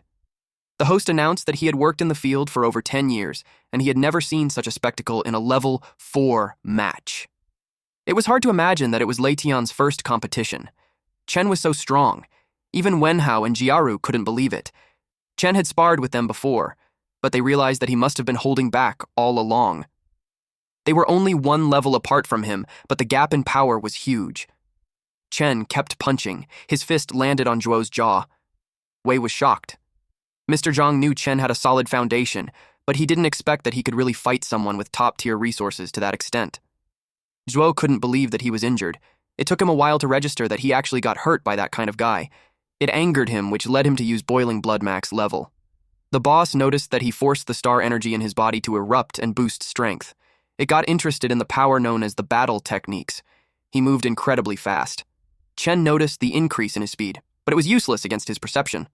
Perception is a focused mind that greatly enhances sensory ability. The staff beside Yue was surprised that Zhuo's star energy intensity had rapidly increased. They suggested a level check on Zhuo. Yue replied that Zhuo had used that battle technique in the past too. Using that technique temporarily strengthens body parts to gain power beyond one's level, and that time he just applied it to his whole body, so it doesn't count as a violation. The staff realized that he was too hasty. Yue noticed that the other contestant seems to have not used his full strength since the beginning. It made him curious on what his limit was. It was so fast that the audience couldn't even see. Jiaru thinks that Chen was at a disadvantage. When Rao replied that it wasn't the case, he noticed that Chen was guiding Zhuo's punches. Chen evaded the punch. Then he took a deep breath while keeping his eyes on him. Then he countered with a punch, but Zhuo blocked it using his arms, but the strength had pushed him back. He did his best to maintain his footing. He admitted that Chen was the first at the same level who could push him like that, but he claimed that he would still be the strongest. Chen taunted him by asking if that was all he got. Chen activated borrowed force. He had 0 out of 6 remaining uses. Shit's about to go down. Zhuo and Chen prepared their fists. It was a battle between boiling blood, max, and borrowed power. They blocked each other's arms. Then Chen used perception. It made him clearly see the punches, and Zhuo's weak point was the heart. He elbowed him on the chest. It made Zhuo cough. Then Chen followed up with another attack. Zhuo couldn't believe that Chen's strength and speed was increasing. He refused to go down. He exudes his star energy as he yells that he's the strongest. But Chen was ready to end the fight. Zhuo punched him while screaming at him to die. Their fists clashed at the center, resulting to a powerful explosion. Because of the smoke and bright light, no one could see inside the arena. Wei wondered how it went. The smoke slowly subsided. Eventually they saw Zhuo still standing, but this fucker then fell to his knees and had lost the ability to fight, and the one standing until the end was Chen. The host congratulated Chen for winning the Level 4 Group Championship. Ladian's points have also achieved a historic comeback. They had secured the championship with 200 points. It was the first time since the start of the Outer Exchange Tournament that a regional academy had taken the overall championship. Following Leitian was Liang Guangyu with 160 points, Yun Huyu with 135 points, and on the fourth was Chong Guangyu with 110 points. Everyone from Leitian celebrated. They had faith that Chen would pull it off. Mr. Zhang screamed that Chen really made them proud. Even Wei praised him for a job well done. Now, they don't have to beg for subsidies. Mr. Zhang couldn't believe him for highlighting that. The other men noticed Wei was still there, so they hurriedly went down to congratulate him, while Tup was holding back his anger. Yu couldn't decide where to go. Eventually, he went with them. Since the match was over, Yue decided to head back. He left the rest of the work to the stuff. His interest was caught by Chen. Then he noticed a middle-aged man and a high school girl on the side. He recognized him and thought that he came there for Chen, too. The girl was Lin En. The man beside him didn't expect that the outer district would be able to produce such talent. It was no wonder that En came to watch. He asked her if she had heard of him before. He wondered if she could bring him to the guild. She replied that they were neighbors when they were kids, but after she moved, they never met again. She bumped into him by chance in the Blackwater district last time, and he didn't recognize her, but she could try his best to pull him into the guild. The Lentian Academy had received the trophy. Wei gave a speech about how they had proved with strength that even small places can raise a golden phoenix.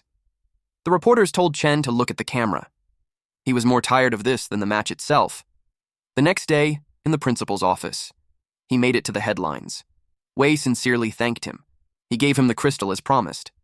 He was glad to give it to him, especially if it would help him. The boss celebrated receiving that. Wei expected that the specialized institutes of the inner district would soon be reaching out to him. He told him that once he got in, he shouldn't forget Leidian. Chen assured him that he won't forget. When he left the principal's office, he noticed someone outside. It was his friends. He was surprised to see those three when it was school break. They came to find him. Jaru comfortably placed his arm around Chen's shoulder while expressing that he didn't expect so soon that after the match ended, schools already sent out admission notices. And they turned out to be from the 5 great academies. They had been all admitted to the 5 academies. Chen congratulated him. He believes that with his skills, it would be strange if they didn't want him. Jiaru replied that it was all thanks to him. And as his underlings, he claimed that their goals won't be so short-sighted. He imagined that one day they would be great partners. Chen asked what he meant. Xiaoxia translated for him that it meant that Jiaru would be counting on him. Even though courses weren't shared between academies, they could still hang out during free time. She promised to come find him to hang out. Chen was happy with that. He replied that being alone was boring. He looked forward to sparring with them in the future, too. Someone arrived and approached him. It was Tian. She asked if she could join them, too. She was determined to become stronger, too. Tian entered the room and was impressed. Her eyes sparkled. She asked if she's really allowed to train there. She can't believe that he really took her request seriously. She thanked him. Chen replied that it was nothing. He just mentioned it to the principal, and he agreed right away. She thanked the principal and everyone else for letting her use the equipment.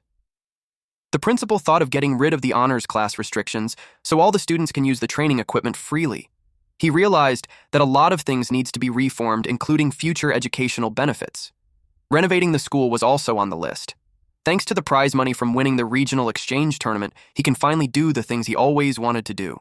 He acknowledged that it was all thanks to everyone's hard work. He thanked them all. They all smiled warmly. but Jiaru had to admit that it sucks that the principal waited until after he graduates to make the school that nice. He wouldn't get to enjoy any of it. Wenhao told him to shut up because he's ruining the moment. Principal Wei told them that they're always welcome to come back and visit. Xiaoxia got curious why Tiantian suddenly had the urge to train so hard, especially when the school's already on break after the tournament. Jiaru saw them and got curious when the two of them got close.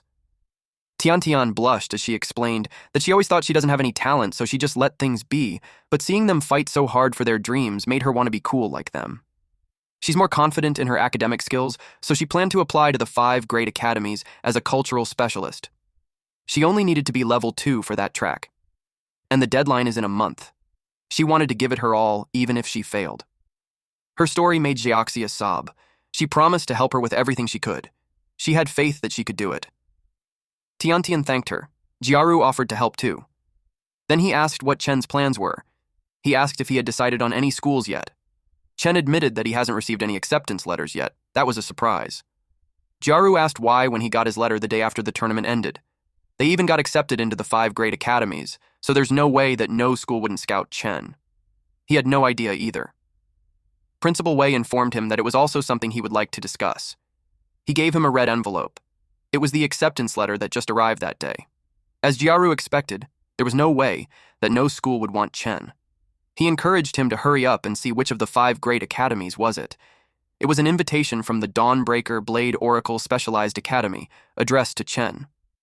There was an instruction that if he accepts, he had to keep the card safe and report to the academy with it by September 16, 2026, but if he wishes to decline, he could just simply break the card and his eligibility would automatically be voided. They were all surprised by Jiaru's loud voice. Jiaru was shocked because Dawnbreaker Academy was the one that walks all over the 5 great academies. Chen asked what he meant, so he explained that among all the Oracle academies in the country, there were 5 that were recognized as the best. Those were the Morningstar Academy, Watchers Academy, Red Lion Academy, Azure Sky Academy, Alpha Academy. Each of those academies was a symbol of authority and power, possessing the highest privileges. However, the one and only academy that stands above all 5 of them was the Dawnbreaker Academy. If Dawnbreaker wanted a student, they got to pick first. Even the 5 great academies had to get in line. Chen asked why there were only 5 best academies when Dawnbreaker was also a prestigious one. Principal Wei explained that it was because the Dawnbreaker Academy's value can't be measured on the same scale as the 5 great academies. It was a school founded specifically to subjugate fissures. According to a central government confidentiality agreement, the existence of fissures wasn't supposed to be disclosed in outer sectors. But they all earned access to the inner sector, so a brief mention should be fine. Tiantian doesn't have access to the inner sector yet, so she asked if she should step out for a minute. Principal Wei told her that there's no need as long as she won't repeat what she hears. A fissure was a vast world filled with creatures whose strength was comparable to oracles. Because the fissures are two-way, creatures can also come out from them. If they escape, the consequences would be unimaginable. So when a fissure appears, oracles are needed to go inside and subjugate these creatures. Although subjugating fissures can bring great fame and fortune, the danger was also beyond imagination. Principal Wei was once a member of a fissure subjugation team, but during one mission, their team suffered heavy casualties. In the end, after one of their core members got injured and left with serious side effects, the team's whole morale shattered and they were forced to disband. While other academies also require students to deal with fissures to pass the advancement exams, the difficulty and casualty rate for the Dawnbreaker Academy was the highest by far. So he encouraged Chen to think carefully about whether he really wanted to go. The academy only has priority recruitment rights. Even if he refuses their offer, it won't stop other schools from scouting him. He also didn't want him to walk to his death without knowing the risks. Chen expressed that he wanted to go. It was a palace where he can get stronger and make money, so there's no way he'd pass that up. Principal Wei expected him to say that. He could tell he's going to become an incredible warrior. Jiaru grinned and expressed that they won't fall behind. As long as they all get strong enough together, they won't have to worry about those fissures. Chen agreed. Then Jiaru noticed that the deadline was on the 16th. It was already the 6th, so he only had 10 days to report. It was a surprise because usually they would get half a year break to prepare. Principal Wei explained that Dawnbreak Academy operates on its own terms. They can't be measured using the standards of a traditional school. Chen had to get ready right away, so she apologized to Tiantian that he couldn't help with the training. Xiaoxia told him not to worry about it because he could count on them with that. He went back to his room and started to list the things he had to bring. At that point, the boss came out, along with the crystal. The boss poked the crystal with its fingernails. It sank deep, and then it removed the mystical energy around the crystal. Then the crystal fell and shattered. Chen was surprised to see what happened on his crystal. The shattered crystal made him cry because he planned to sell it for some cash.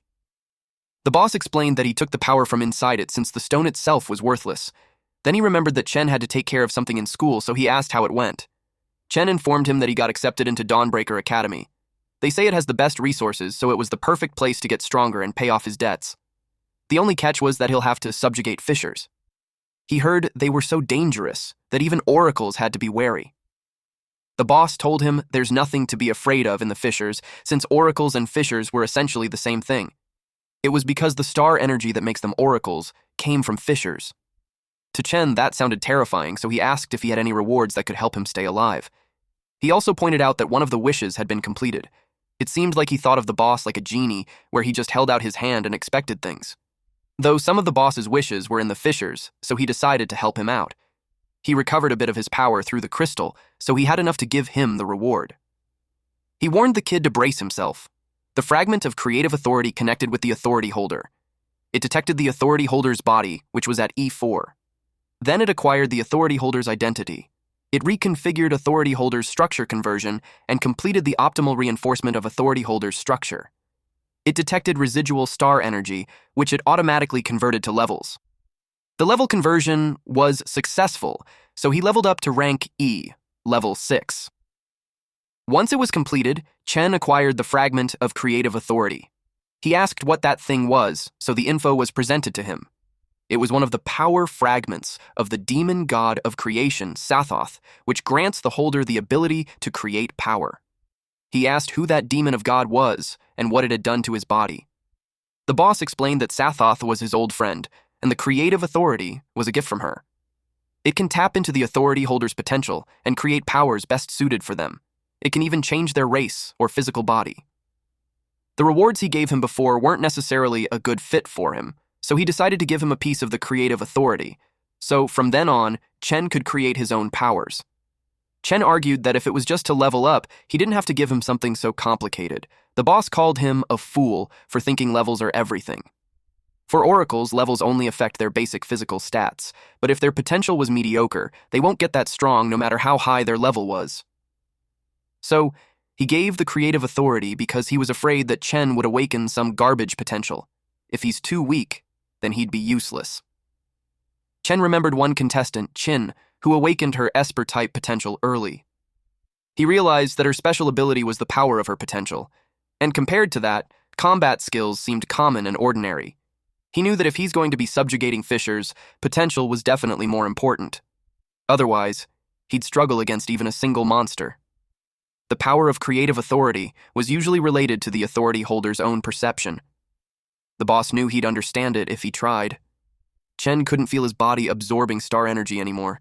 It looked like the fragment really did modify his body. Even the old parchment-style system window had changed to look like a video game from before he was transported there. It looks way more familiar that he instantly knew how to use it. It showed his name and his bloodline of being a human oracle. His potential was locked. His level was at E6 with 30 constitution and 0 strength, agility, spirit, and divine sense. Perception was unlocked, and he had 994 remaining evil god wishes. Since it had a status bar, it made him wonder if it had a shop and other functions too. He was informed that the exchange shop was locked until he reached D rank level 7. It was the same for other functions like rank up and management. He had no choice but to level up first. Even if he wanted to level up, he couldn't because he doesn't have any soul. Soul is a mysterious substance extracted from fissure creatures that can be converted into power. The boss saw his reaction, so he asked why. He informed him that he's missing the key item for leveling up. It seems that he had to go to a fissure to get it, but the dilemma was that he couldn't level up by absorbing star energy anymore. At his current strength, if he goes in, he'll probably be carried out. The boss sighed and complained that he's always in so much trouble, and he was stuck with him. So, since another wish had been completed, he decided to give him one last thing. He acquired the Kadra's demonic armor. The energy wrapped around his body. It was a unique armament, a fragment of Kadra's demonic armor. It is one of the armor fragments containing the power of the heroic spirit king, Kadra. It has the property of being soulbound, requiring no physical wear. It has an exclusive skill called demonic armor manifestation. It summons demonic armor onto the body to block attacks. It increases strength while manifested. Chen was pleased with it. Not only does it defend against attacks, but it also increases his strength. It only covers a small area, but with stats like that, he had nothing to complain about. The boss was sad that the rewards used up all the power he just saved up. He just considered it as an advance investment. He told Chen to work hard to pay him back. Chen was motivated to work his ass off. The next day, there was a taxi parked outside, so someone asked Chen if he's leaving that day. It was Principal Wei along with his friends. He replied, yes. It was only a one-day trip to the mid-level city, but he wanted to get to the academy and start training as soon as possible. Principal Wei knew that once he entered the mid-city, he won't be back for a while. He told him to contact him if he needs help with anything. That reminded him of the favor he wanted to ask. He requested him to occasionally check on his mother at the hospital, and if he saw his sister, he wanted him to give the letter to her. Principal Wei knew it was important, so he asked why he wouldn't give it to her himself. He replied that they were on bad terms, so it was not a good time for him to see her. The principal understood and kept the letter. He promised to look after his family so he could focus on his studies. Jiaru promised to find him in half a year, and by then, he expected Chen to show them the ropes. Shioxia told him to keep in touch. He said goodbye to them. He arrived at the airport. The staff asked him if he was there to process a visa and flight to the mid-level city. She asked him for the reason for his travel. He replied that it was for school enrollment. Deep inside, the staff was confused because it was still vacation time. She requested him for proof of his enrollment. He asked if the card would suffice. She was surprised to see the ID card for the Dawnbreak Academy.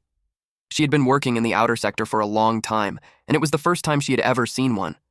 She couldn't believe that the kid who looked so ordinary was a student accepted into a Dawnbreak Academy. She was staring at him. So he panicked that the card wasn't enough and told her that he had the invitation letter too. She apologized and clarified that it was more than enough. She guided him to go left and follow the flight attendant's instructions once he's on board. He asked if he wouldn't need a ticket. She explained that with his status, travel to mid-level city was free of charge. He only needs to purchase a ticket when returning from there. The plane took off. He couldn't believe he was seated in first class. He assumed it was another perk of being admitted to Dawnbreaker Academy. As he thought of that academy, he sincerely hoped that it wouldn't disappoint. The pilot announced that the flight will arrive at the mid-level city at approximately 10 a.m. the next day, at Dawnbreaker Academy. Chen arrived at the entrance. From there, he could tell it was so grand and quiet. It doesn't feel like a school at all. He approached the receptionist to ask where he should register.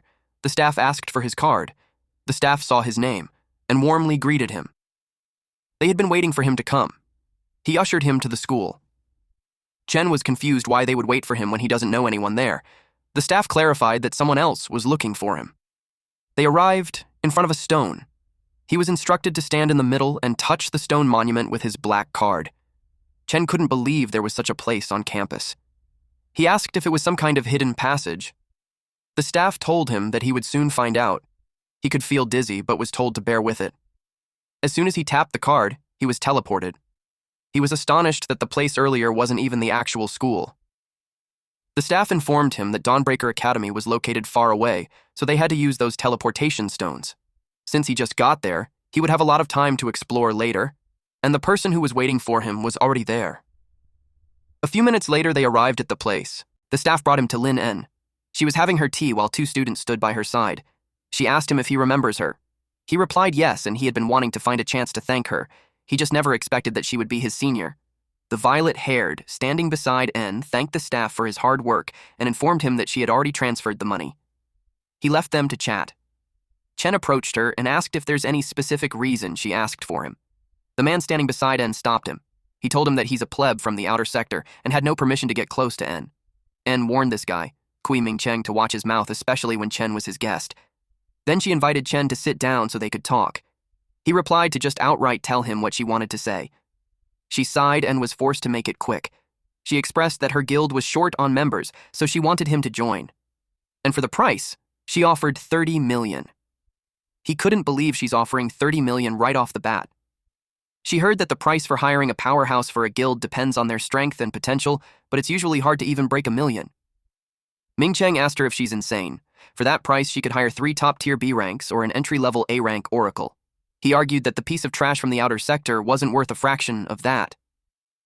He complained that the joke had gone too far. She yelled his name. She glared at him and asked him when did she ever need him to make decisions for her. He got terrified and tried to explain that it wasn't what he meant. Deep inside, he's intrigued on who the kid was for her to protect him like that. The violet-haired woman just watched them. Since Chen just arrived at the central sector, she assumed that he hasn't joined a guild yet. It was the highest amount she could offer, so she hoped he would receive her sincerity. Naturally, Chen was tempted since it was beyond his wildest dreams. But at the moment, he was just an E-rank newbie, so he couldn't understand why she would do that. They were interrupted by an announcement. All students who just arrived were called to gather in the assembly hall within the hour. It meant that the last new student had arrived. She told him he could leave his luggage there and just pick it up later. She also acknowledged that the guild invitation was sudden, so it's normal for him to be hesitant. She encouraged him to think it over, and after the new student orientation, there would be a senior freshman pairing session. When the time comes, she wants him to choose her as his mentor. She wants him to see it as a repayment for saving him. She added that having someone to help him adapt to the new environment wasn't a bad thing for him either. He replied that he would think about it. She was pleased with that. Then she requested she to take him to the assembly hall. At the assembly hall, a male student with blonde shoulder-length hair couldn't believe that he was the last to arrive. He reasoned that it's natural for main characters to make a special entrance. He was glad that all his hard work to get into the school wasn't for nothing. He heard the young lady of the Lin family was there as well. He expected that a naive little girl like that should be easy to control. He planned to get her on his side to make their business grow. Then he saw a pathetic-looking slob. It was Chen. He immediately judged that the freshman wouldn't be that great, which was perfect for him, because it meant less competition. He decided to sit right next to him and expected their contrast to be brutal. The teacher saw that everyone was there. This professor was Zhang Hui, and he'll be their instructor for the year. He also gave a disclaimer that they shouldn't expect him to teach them everything. After all, he was a very busy man. His job was to arrange assessments and record their scores.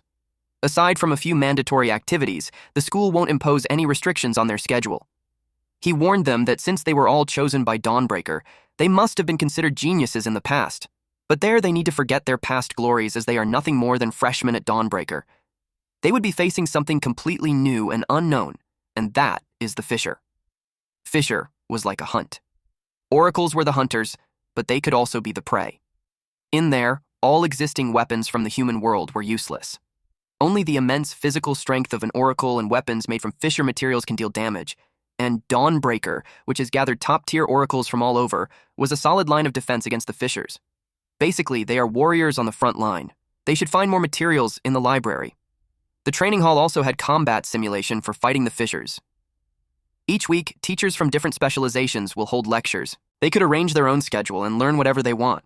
The school had no mandatory requirements. The more they understand about the fissures, the more they'll have a chance to improve, get stronger, and survive. If they can't adapt on their own, then they better get the hell out of there. He didn't see fear in anyone's eyes. He could tell they have ambitions that they're willing to risk their lives for. With that, they passed the first assessment. He gave them a reward. Each of them received a skill stone. It lets them learn a combat skill just by absorbing it. Those were incredibly expensive, so for most of them, it was their first time seeing one. The skill stone was for a general combat. They crushed it, and automatically their body would learn the skill. Chen did that and acquired Wise Eye. It allows automatic sensing and recognition of the fissure. The skill allows oracles to understand the script found within fissures. It can be considered a great help for their future expeditions. Hui advised them not to get too excited because the school had arranged more assessments for them. The first was the entrance test for new students, which requires them to clear on low-rank fissures. Second, they must reach D rank and awaken their potential within half a year and earn 100 academic credits within a year. The students got worried because they're only at E rank, and it was great pressure to reach D rank within 6 months. Although there was no required order, Hui still suggested that they awaken their potential before entering a fissure. For the blonde guy, reaching D rank shouldn't be a problem because he's already at E5. He assumed that no one in their batch would have a higher level than him. While Chen, who was at E6, couldn't level up using supplements, so he had to find a way into a fissure. Hui told them to settle down. While reaching D rank in 6 months was difficult, the supplements provided by the school were sold at a price far below the market rate, so they didn't need to worry about resources. As for the most important issue of academic credits, the school would also arrange for mentors to help them. He called them in. One of them was a silver-haired woman. Everyone's jaw dropped. Hui introduced the seniors, and they will serve as their invaluable mentors during their freshman assessment. I informed them that each freshman can choose a senior to be their mentor. The mentors would be in charge of arranging their entrance test. The students' attention was on N. The others who didn't know asked who she was. The student in front of Chen informed his seatmate that he was the heir to the Shenhua Guild. They all wanted to get on her good side to get into Shenhua. Chen overheard them. One brave student called N and expressed that he came there for her. She wanted her to be his mentor. She noticed his stance and found out that he's a strength type. She expressed that she's a magic type, so there's not much she could teach him. Another freshman student told her that he may be specializing in strength, but he already decided to dual spec in strength and magic, so he hoped to receive her guidance. She reasoned that she's a pure mage, so she doesn't know anything about strength class. Mages started to express their desires one by one. They saw how high the standards of one of the 4 great guilds were. Those who weren't confident decided to pick another senior. It looked like N was a headache for the professor. He reminded her that she's required to take on at least 1 freshman, otherwise he had to assign the last remaining student to her by default. She replied yes. Then she glared at someone. Chen sensed it, but he didn't know what to say. The blonde guy beside him was glad that the losers had been filtered. He was confident that with his looks and talent he won't be rejected, but even if he was, as the last one left, he expected to be assigned to the young lady of the Lin family. Chen stood up and called N. He expressed that he doesn't desire knowledge. Instead, he wanted to stand by her side. He asked if she could be his mentor. It made her blush a little. They all looked down on him, but to their surprise, N accepted him. With a bright smile on her face, she claimed that he's the one. The blonde guy couldn't believe it. She only accepted one, so it made them question what her selection standards were. At the mission hall, Chen followed N. While doing so, he asked why. When she was the heir to the Shenhua Guild, one of the 4 great guilds in a guild of that size shouldn't be short on high-level oracles, so he couldn't understand why she would offer such a high price to recruit a newbie like him.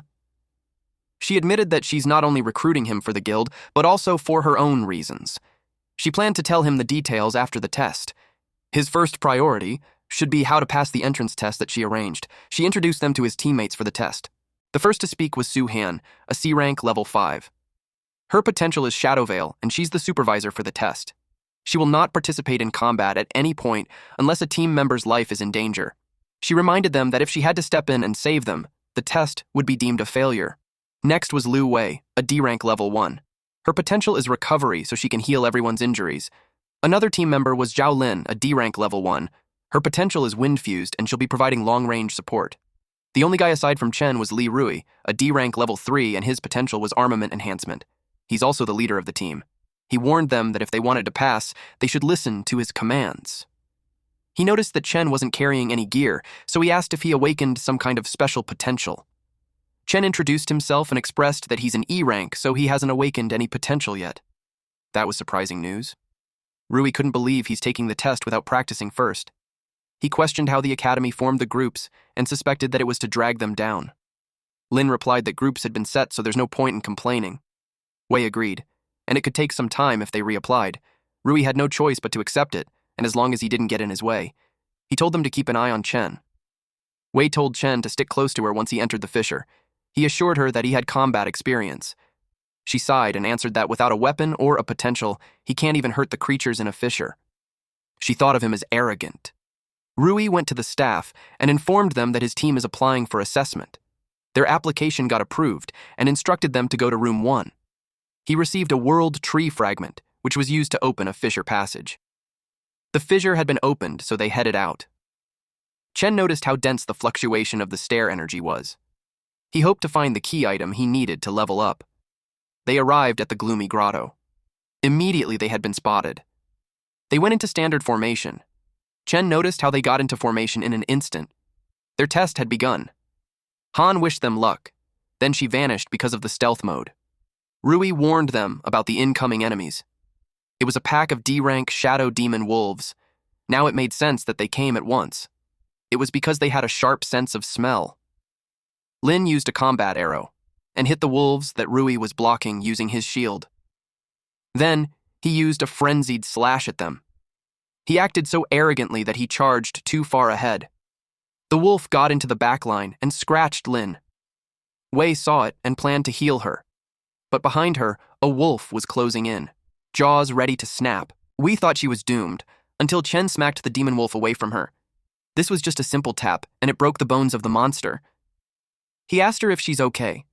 She replied yes, but it appears she was in shock because of him more than the demon wolf.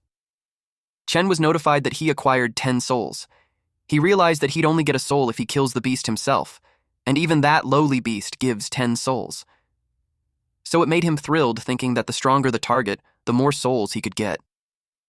It means he'll have to go meet the big guys deeper in the cave. Lin struggled with a demon wolf and expressed that she needs healing. Wei rushed to her side. She used recovery on her. She couldn't believe the freshman saved her. She didn't even see what happened.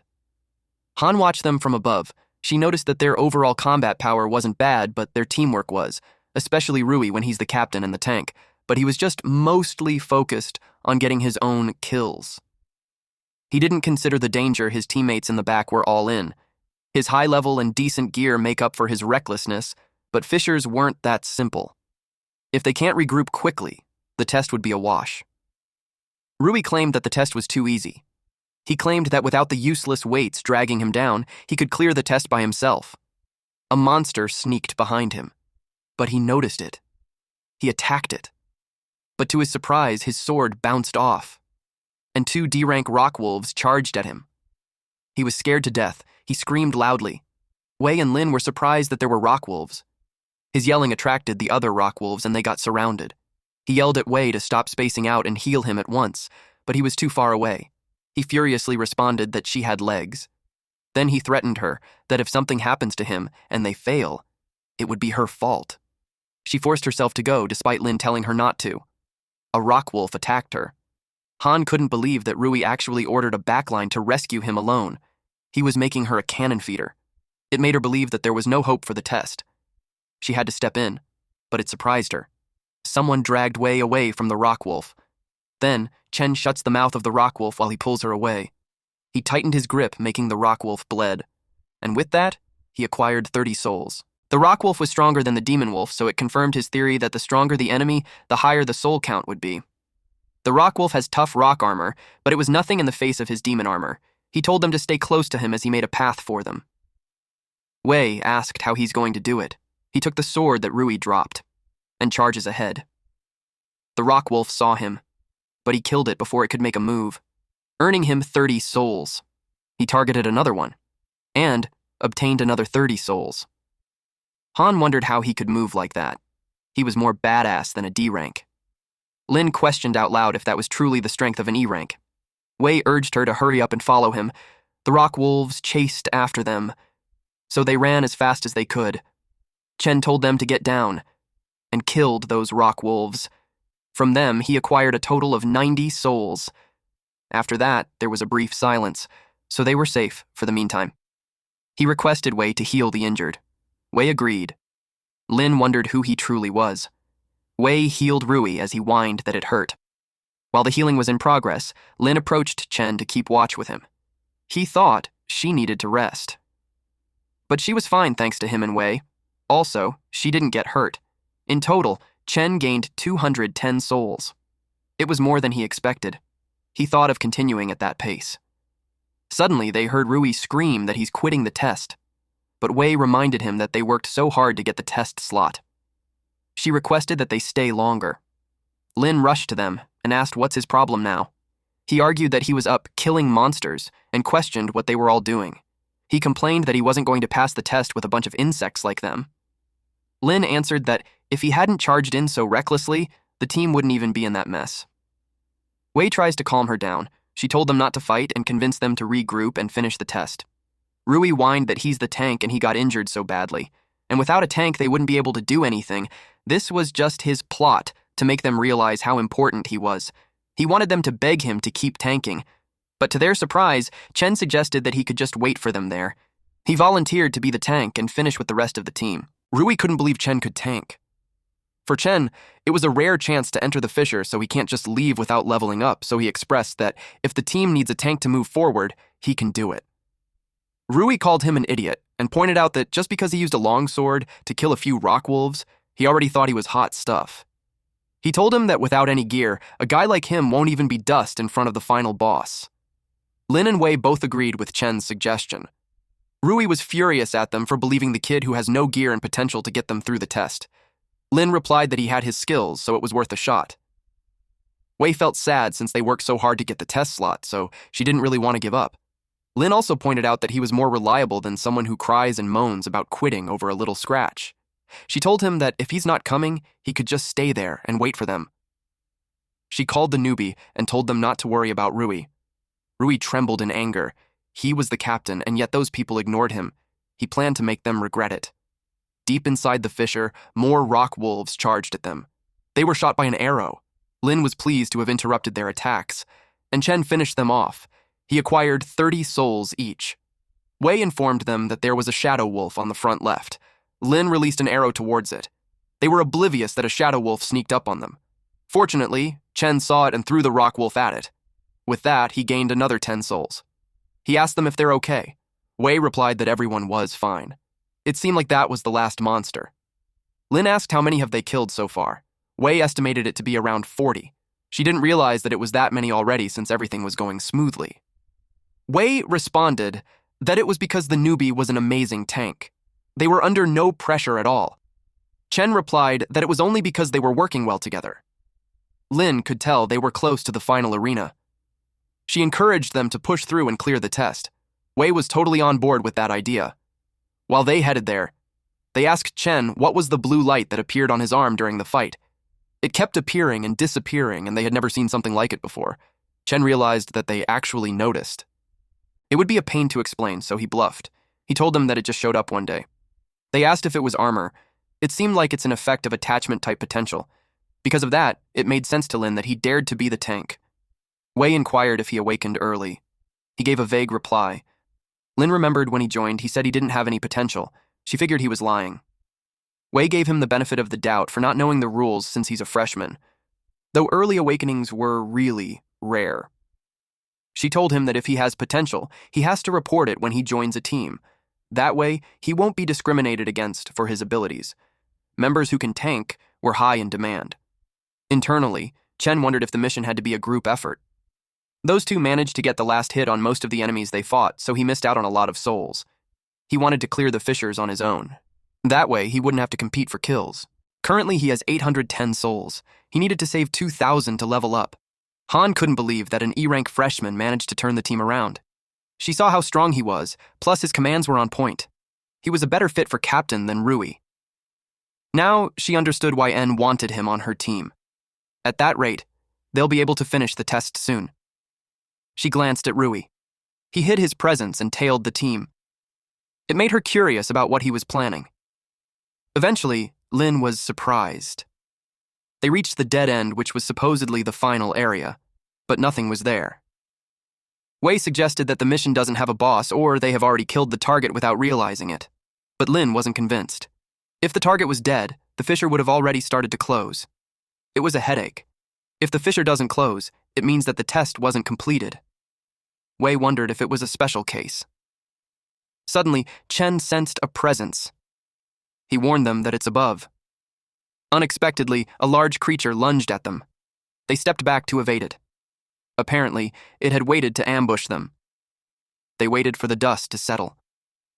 And the silhouette of the creature was revealed.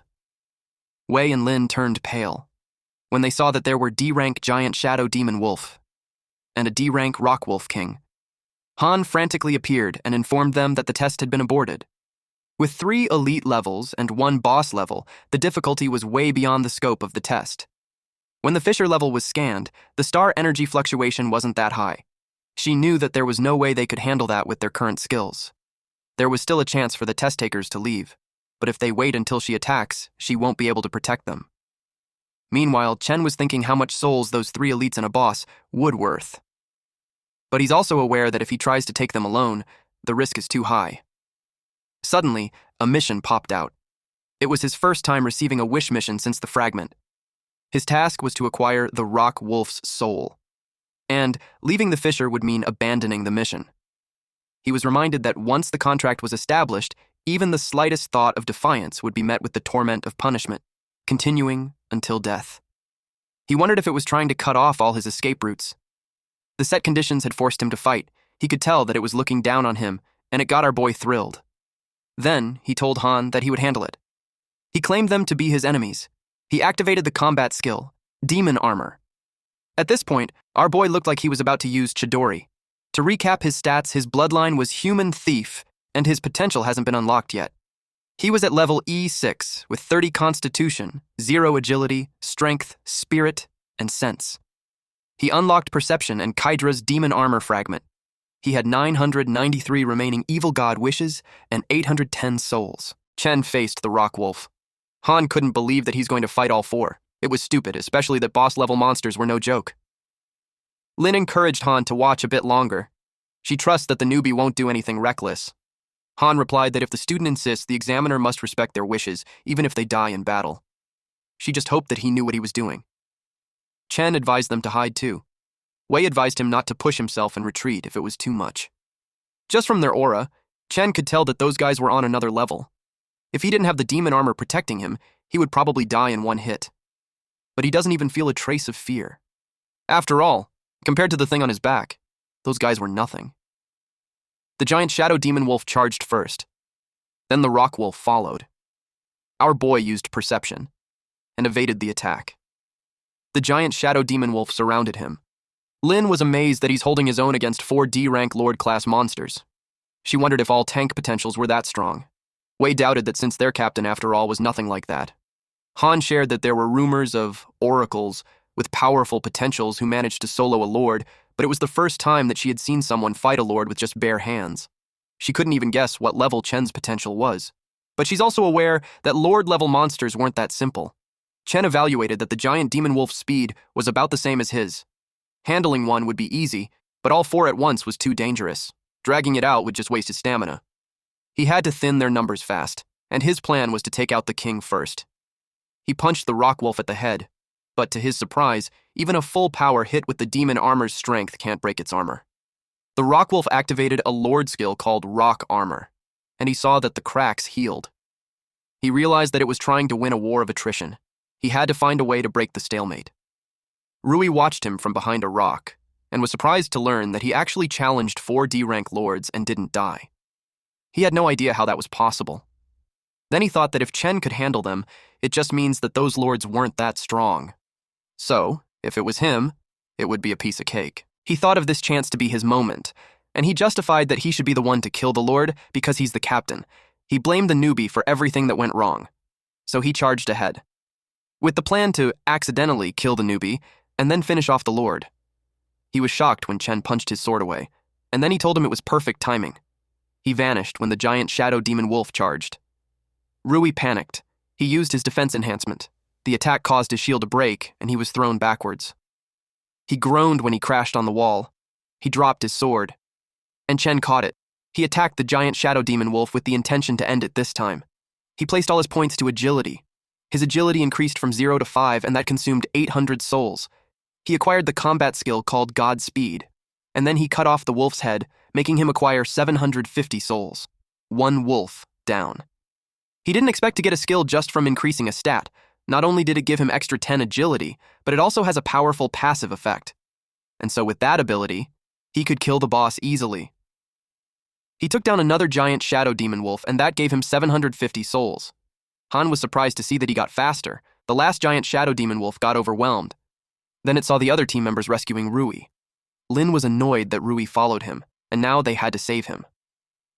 The wolf charged towards them. Lin refused to be pushed around just because they're weak. She prepared to fight it.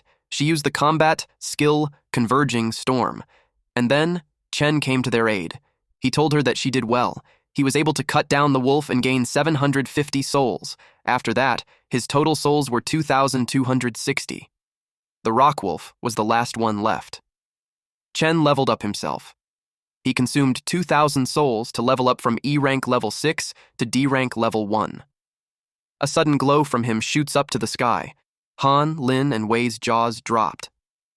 Chen received a notification that the authority holder has reached D rank. The potential was unlocked. It was called Potential Abyss, and it grants the power of the Abyss. It can summon an Abyss domain. His wish was completed, and he got the reward called Exclusive Combat Skill. The remaining evil god wishes he had was 992. He glanced at the rock wolf and activated the Touch of Death. This exclusive skill allows him to summon 4 of the evil god's death tentacles from the Abyss domain. Death tentacles had a piercing attribute. The rock wolf's eyes widened as it sensed its impending doom. Chen walked towards it, told it that it was a checkmate, and then cut off its head. Chen acquired 5,000 souls from the rock wolf. As he expected of a lord-level monster, it gave over 5,000 soul points. Good thing Touch of Death has a strong piercing effect, or that would have taken a lot longer. With that, he completed the mission to kill the Rock Wolf King, and he acquired the reward Rock Wolf King's crystal. It was a rare material. This was formed from the condensed power of a rock wolf. Wei expressed that he was amazing. She can't believe that he really soloed a lord. No one would have believed it if they told them. Lin asked if it was really dead. She got scared that there might be a second phase. Han answered that the fissures' star energy fluctuations had stabilized, so it looked like the Lord was definitely dead. So that means they passed the test. Lin and Wei were so happy that they hugged each other. After so many tries, they had finally passed the test. They even thought they would never pass in this lifetime. And it's all thanks to Chen for carrying them. Lin sincerely thanked him. Han informed them that she would be reporting the results of the test now. She told Wei and Lin that their performance on the mission was excellent. According to the test regulations, they would each be awarded 5 academic credits. Wei replied that they didn't do much because it was all the freshmen's work. Han knew that wasn't true because those 2 girls did what they were capable of. They understood their own limits, followed procedures, and didn't drag the team down. They also remained calm during an emergency, and they didn't give up, and that was commendable. And as for Chen, his performance was the best she had ever seen from a freshman. He has outstanding personal skill and strong leadership, not to mention his achievement of soloing 4 lords. She awarded him a perfect base score of 10, and she'll add Rui's 5 points to him for a total of 15 academic credits. Wei and Lin were shocked. It was such a high score, and it's the first time they had seen someone received it. Chen thanked Han. Han replied that if it weren't for the mission limits, she would have given him more. Then, Rui protested when she gave his points to Chen. Han replied that he won't be needing it anymore. It was because, as a captain, he abandoned his formation and deserted his teammates, and he puts the team in grave danger. His actions were a serious disqualification. He even attempted to attack a teammate. In accordance with the regulations, the academy will nullify his test results. He was no longer eligible to take the entrance exam. He argued that there was no grounds for it since he was just trying to end the fight faster. He demanded a review. Han simply told him to file whatever he wanted. She knew that, when the higher-ups investigated, his situation would only get worse. He realized that he's screwed. She told them that they would head back before the fissure closes. When they were back, Han informed them that she had submitted the test results and their payment would be deposited into their accounts within 24 hours. Concurrently, Rui walked away while looking glum. Lin and Wei asked for Chen's contact info, so when they got a good mission, they would hit him up. Han also knew he doesn't have a guild yet and invited him to the Ghost Shadow Guild. Chen was confused because the minimum requirement to join a guild was C rank. Han explained that it was the requirement for the major guilds, but mid to high tier guilds weren't that strict. With his skills, she could negotiate a 3 million contract with the guild master. Compared to this 3 million, Lin En's offer really was insane. Chen declined Han's offer. Han assumed that since Lin En was his mentor, his target would probably be Shenhua Guild. It was a shame, but if ever he changes his mind, they would be happy to have him. Someone arrived and commented that the test looked like it went well. It was Lin and Shi. They came to get him. She inquired what they were just talking about. Han replied that it was nothing much since she was just congratulating Chen on passing the test. Wei and Lin said goodbye to Chen. Chen approached Lin En and asked if they were waiting for him. She replied yes, but she didn't expect that he would be done early. She already sent his luggage to the dorm, so she led him there. They arrived at his dorm room. Once he earns more academic credits, he could apply for a better room. But to Chen, that room was already amazing. Now that he passed the test, he deemed that it's time for her to explain why she wants him in her guild. She got worried. She asked Lin En if she's really going to tell him. Lin En assured her that it was fine since she chose to recruit Chen. It means she trusts him. Besides, Chen passed the test, so it should be enough to keep the others quiet. She explained that she's the public heir to the guild, but only because her father was the previous guildmaster. In reality, the guild has already split into 3 factions, all fighting for control. To secure her inheritance, she needs to build her own team of guild members. And for that, she needed Chen's help. Chen summarized that the original guild members can't be trusted. He asked why she trusts him. She saw him fight in the Blackwater district and the exchange tournament, and he was impressed. His pure obsession with strength is something she values. And there's one more important thing. She knew he was in massive debt. She did some digging and found out that he had debt with a small agency in Light City. But the ones really pulling the strings belong to a major loan corporation that works with the central government. They can use their authority to get and alter people's information, especially for pawns like Chen who have the ability to repay. Even if he paid off that huge sum, he'll never be free. They would just use other means to force him to work for them. As it happens, her rival was the boss of that company. She urged him to join her, and she could help run interference, protect his information from being used, and once she had beaten them, she'll delete the files they have on him, and he would be truly free. In short, their interests align. Chen knew that having a guild backing him would definitely be safer. Not to mention, guilds have a lot of convenient perks he might be able to use in the future. There was no reason for him to refuse an offer that good. He expressed to her that if she needs him, he's willing to do his part. But he had no idea what exactly he needed to do. She was pleased to hear that. She told him that there was no rush. He could just keep doing what he's doing. Then she called Shi to do the next step. And just like that, Chen received a notification that 5 million had been transferred to him. He couldn't believe that she sent 5 million just like that. Lin-En told him that the minimum guild contract level was C rank, so he could consider the 5 million as a sign of her good faith. He'll get the rest when he officially signs the guild contract. She looked forward to it, and since it was getting late, she encouraged him to rest and just contact them if he needed anything. He thanked them both for everything. As soon as the door shut, Chen jumped to bed. He was glad to finally have a chance to rest. It was also the time to finally organize what he had received. Hitting D rank unlocked a lot of new functions. He saved up over 5,000 souls, so he wanted to see if he could level up. To level up from D1 level 7 to D2 level 8, he needed 5,000 souls. To increase his constitution from 30 to 31, he needs 3,075 souls. For agility to increase from 5 plus 10 to 6 plus 10, 4,000 souls were required. And for spirit, sense, strength, which were all at 0, to increase to 1, 30 souls required for each. And lastly, for potential to increase from 0 to 1, 60 souls were needed. The potential option was new, so he wondered if the stat were related to his abyss potential. And the soul cost to increase potential was double that of other stats. The cost to level up also jumped. It looked like the higher the level, the more it multiplied. Using it all to level up doesn't seem worth it for Chen. But increasing stats given new skills, he got Godspeed from increasing agility. He tried putting 5 points into potential, leaving him with 3,600 souls left. His potential abyss had been strengthened. So Abyss Touch of Death increased to level 2, making his Touch of Death summons increase to 6. He also acquired an exclusive skill called Abyss Space, where he unlocks the storage function that allows storing one's own items inside the Abyss Space. Space level 1 has 60 capacity.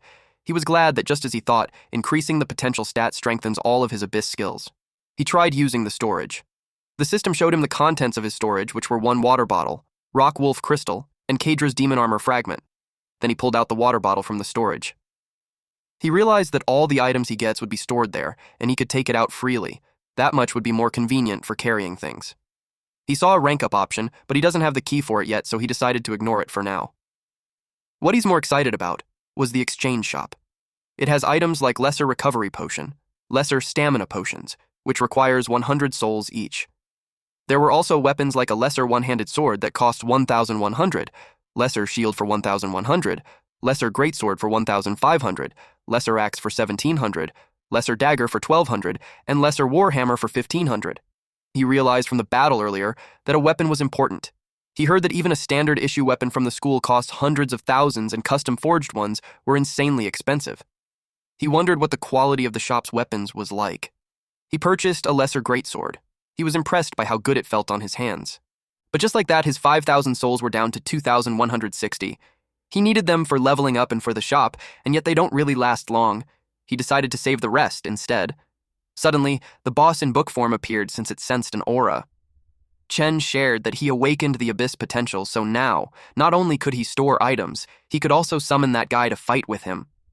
The boss didn't expect him to be able to use the abyss so soon. He asked if Chen had figured out how to level up. Chen replied yes and shared that he was assigned a test and made it back from the fissure safely. The boss wondered how much time had passed.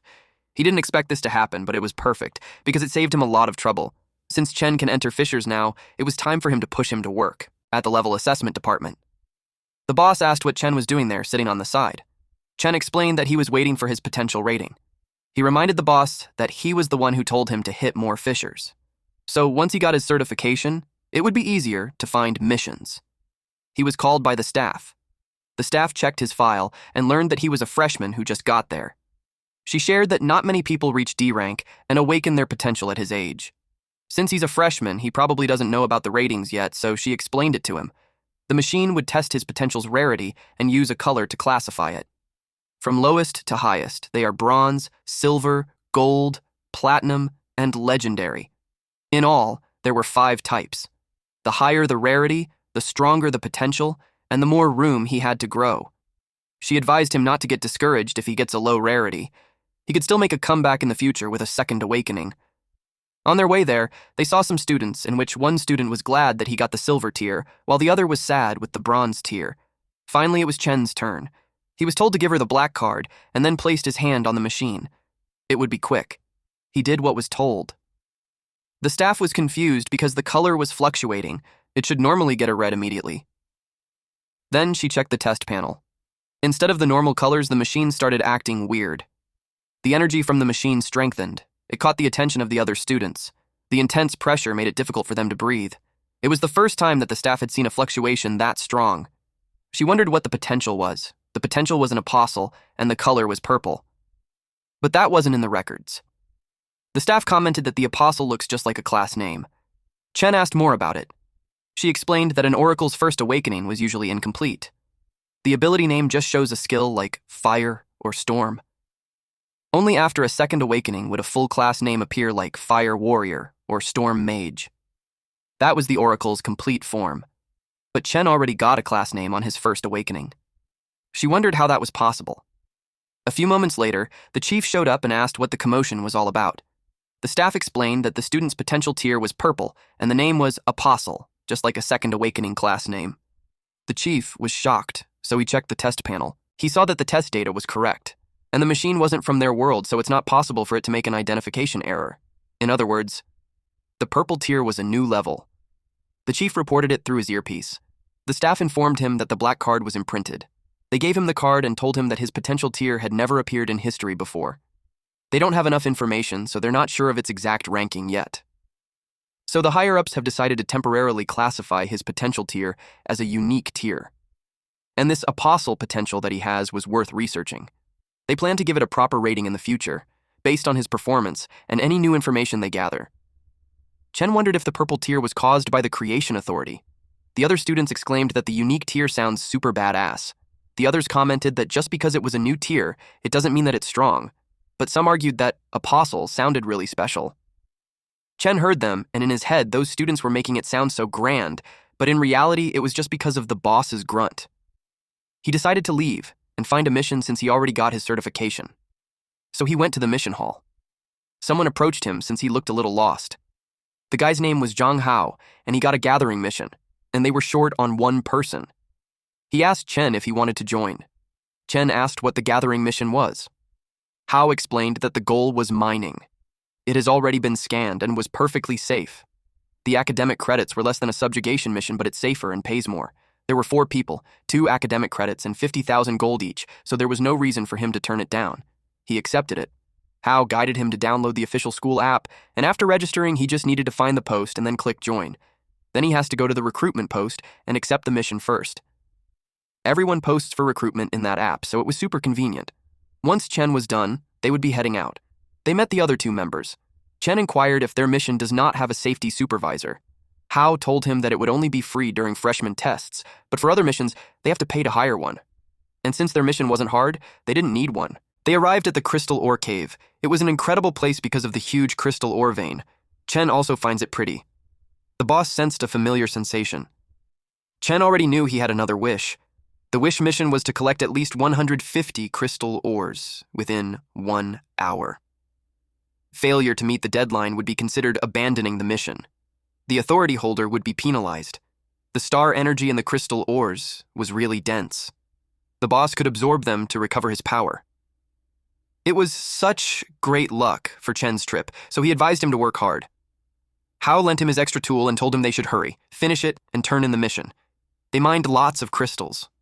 Hao was impressed by how strong Chen was. He inquired if he has a strength-type potential. Chen simply gave a vague reply that it was something like that. After hearing that, Hao's eyes sparkled since it would be easy to find a team with an attack-type potential. He shared that his potential just enhances eyesight and wasn't useful in a fight, so he could only do gathering missions. The boss told the kid to stop chatting because he couldn't absorb the crystal ores. He asked if Chen messed up with something. The system notified Chen that he had no ownership rights, so he couldn't store the crystals. Hao saw him and asked why he's spacing out while holding the crystal. He thought that maybe Chen was considering stealing one. He told him not to do anything stupid.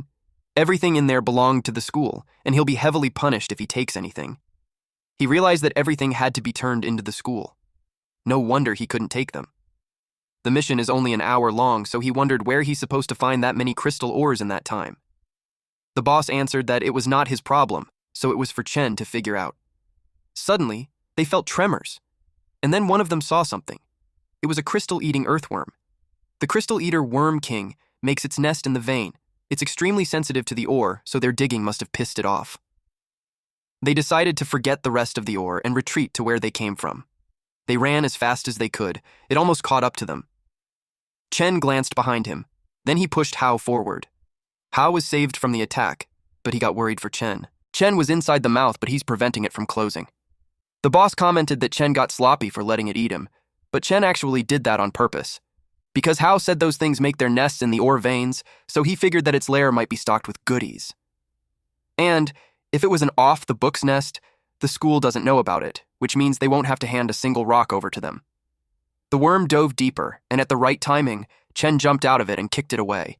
And they landed on the nest where there were so many crystals. The boss was impressed with the kid, but it also looked like he got quite a welcoming party to deal with. Chen expressed that he was worried that the run would be a bust for souls. But it seems to be the perfect chance to test the limits of Touch of Death. Clock was ticking, so he speedrun it, and in an instant, he killed several worm, which continuously gives him 120 souls. Although he could only activate 6 tentacles at once if he kept cycling them, he could create an omnidirectional kill zone. The boss noticed that. He's getting the hang of it. He replied that Touch of Death was way faster than getting his hands dirty. The only catch was the cost. It doesn't have a cooldown, but every cast drains his spirit. The system warned him that his spirit was reaching critical levels. Excessive depletion may cause fatigue, unconsciousness, or death. He was turning pale, but at least the trash mobs were cleared. He took out his blade and activated Godspeed, and in quick successive movements, he slashed the last worm into pieces, giving him 7,000 souls. The boss commented the performance wasn't terrible, and he would give him a passing grade on that fight. Chen replied that he's a tough crowd, and the boss replied he still has a long way to go. Then he told him to go to work before the fissure closes. Chen used tentacles to dig, and he was just commanding them while he sat on a worm. At that point, he already has 80 out of 150, and failure to meet the deadline would be considered abandoning the mission, which would lead to penalty. He had 37 minutes and 24 seconds left. That haul gave him 13,000 souls plus the 2,000 he had left over, which brings the total to 15,000 souls. He had learned that solo leveling was the way to go. He drank a lesser stamina potion to slowly recover his stamina and spirit. Increasing his agility and potential to level 5 gave him a skill each. He tried pumping the other stats. The system prompted a level up requirement, but he saw that the level in Constitution costs way too many souls, so he decided to bump them up by 1 for now. He consumed 5,000 souls to level up from D rank level 1 to D rank level 2. His Constitution also increased from 30 to 31 after consuming 3,075 souls. After spending 800 souls each for strength and spirit, it increased from 0 to 5. The souls left were 5,485. His strength reached level 5, and he also acquired the skill Heavy Strike. It increases resistance while charging attacks. Plus, it prevents staggering. Spirit reached level 5, and he acquired the skill called Tranquil Breath. It increases spirit recovery rate while in a resting state. Raising the level in Constitution didn't give him any rewards. He wondered if it was because the base values were too high. In comparison, the return of investment on strength and spirit were massive and the skills were really great. He activated Tranquil Breath.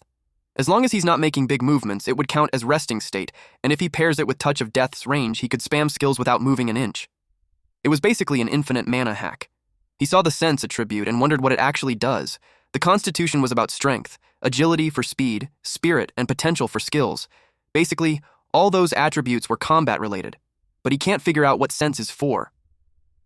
He had some souls to spare, so he decided to try it out. He consumed 800 souls to increase Sense from 0 to 5. The souls left were 4,685. From that, he acquired the skill called the Eye of Authority.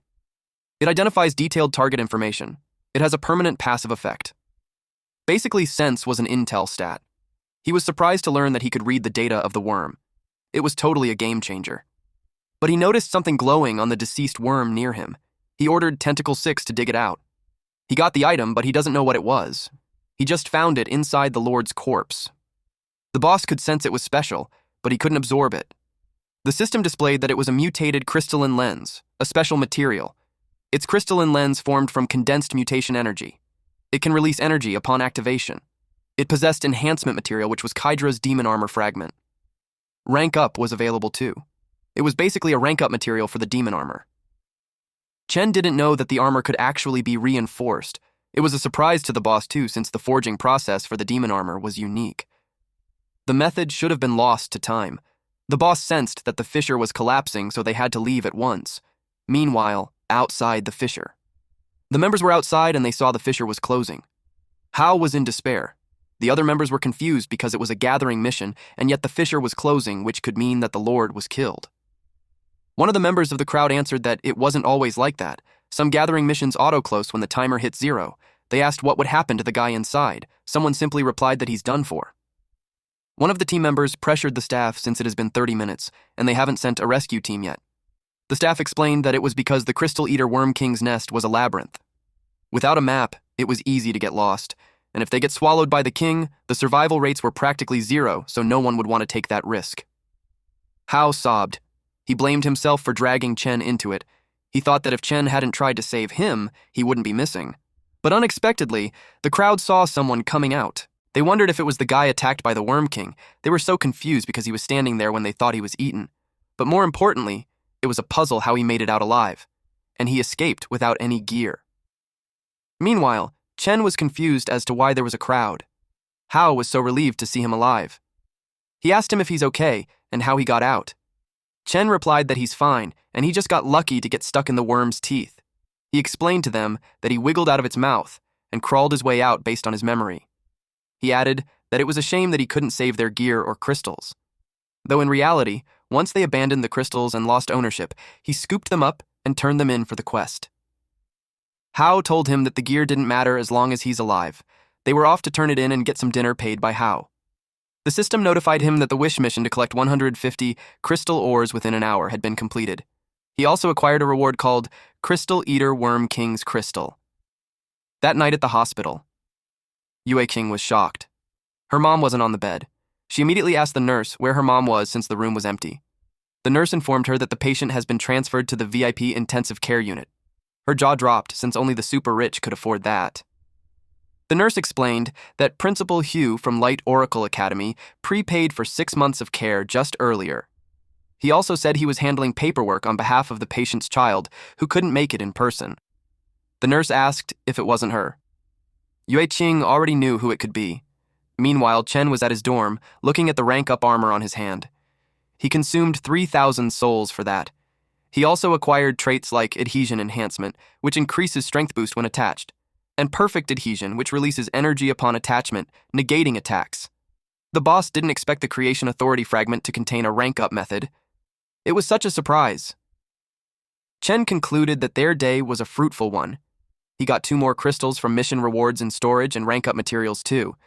If he kept grinding missions, he'd figure out how to use them eventually.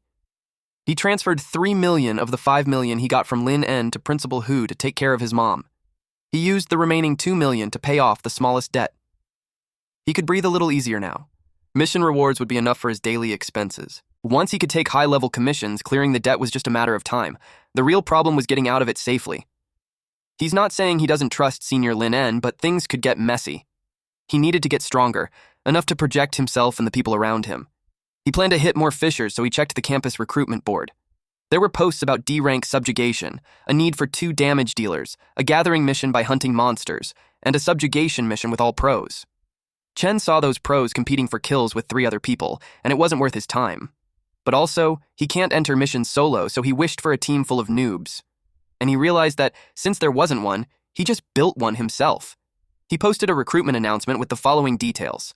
First, a support role, non-combat preferred. They could bring their own mission and any content would do, and the captain guaranteed the carry so they would just follow orders and not interfere. Lastly, the loot split was 50-50. The boss asked if anyone would really bite on those ridiculous terms. Chen admits that it sounds pretty sketchy, and he's not expecting much. It was just worth a shot. It was time for him to crash. If it doesn't work, he'll just find a regular team tomorrow. The next day. Chen woke up haggard. His doorbell has been blowing up for 10 minutes already. He opened the door and asked who it was. The female on the other side of the door was glad that he's up. It was Wei, along with other students. Chen didn't expect them, and he had no idea what was happening. He asked Wei what they were doing outside of his dorm. Wei replied that it was because of his post of looking for support teammates. Everyone sent him a message, but he didn't reply, and since she knew him, they asked her to bring them to him.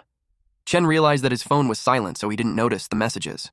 The truth was, he placed it on silent because of scam and debt collection texts, which were so annoying. He thought that the conditions were so ridiculous that no one would believe them. He didn't expect so many people. Wei explained that it was because low-level supports were limited, and everyone prefers finding damage dealers to finish battles faster. Supports have a hard time finding teams, so everyone was anxious to meet him. Upon seeing Chen, the supports have gossiped among themselves, wondering if Chen could really support them because he looked unreliable. Clearing a fissure with just 1 damage dealer was unheard of, so they thought it was a scam. Wei vouches for Chen since she teamed up with him before. One of the supports clarified that they don't really need to do anything and would still even get a share. Chen replied, yes, as long as they listen, and not interfere with his actions. After saying that, the supports voiced out that they wanted to be picked first. The crowd became noisy. Wei expressed that she didn't expect that many people either. She just wanted to show off that she knows Chen. She asked him which one he would pick first. Chen simply replied that he'd take all of them. That night, at the Hengsheng Group branch, a man was punched. The blonde supervisor continued to hurt this man for having the lowest performance in the whole team. And because of him, the supervisor got chewed. He was so annoyed that the man's guts weren't as fierce as his face. He told him that if the payer doesn't have the money, he should go collect it in person, and if they still don't have the money, he should have taken the valuable parts of them, or just kidnap some passerby and sell them as slaves. It's something that he shouldn't be teaching already. The supervisor warned the man that if his performance was like that again next month, he would be replaced.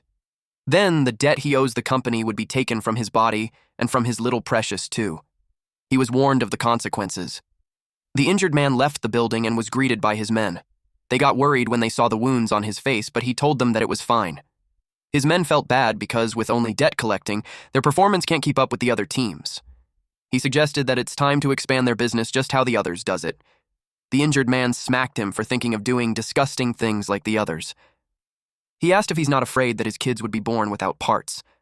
The lackey explained that if they do anything, the injured man won't be spared. The injured man told him that it was enough. Their plan was to see if they could get money somewhere else first. Then he remembered the hidden rank guy named Zhou Chen. He was surprised when he saw the records. Chen had paid back 2 million recently, and he even got into that expensive Dawn Academy, when the injured man thought he was just a broke kid.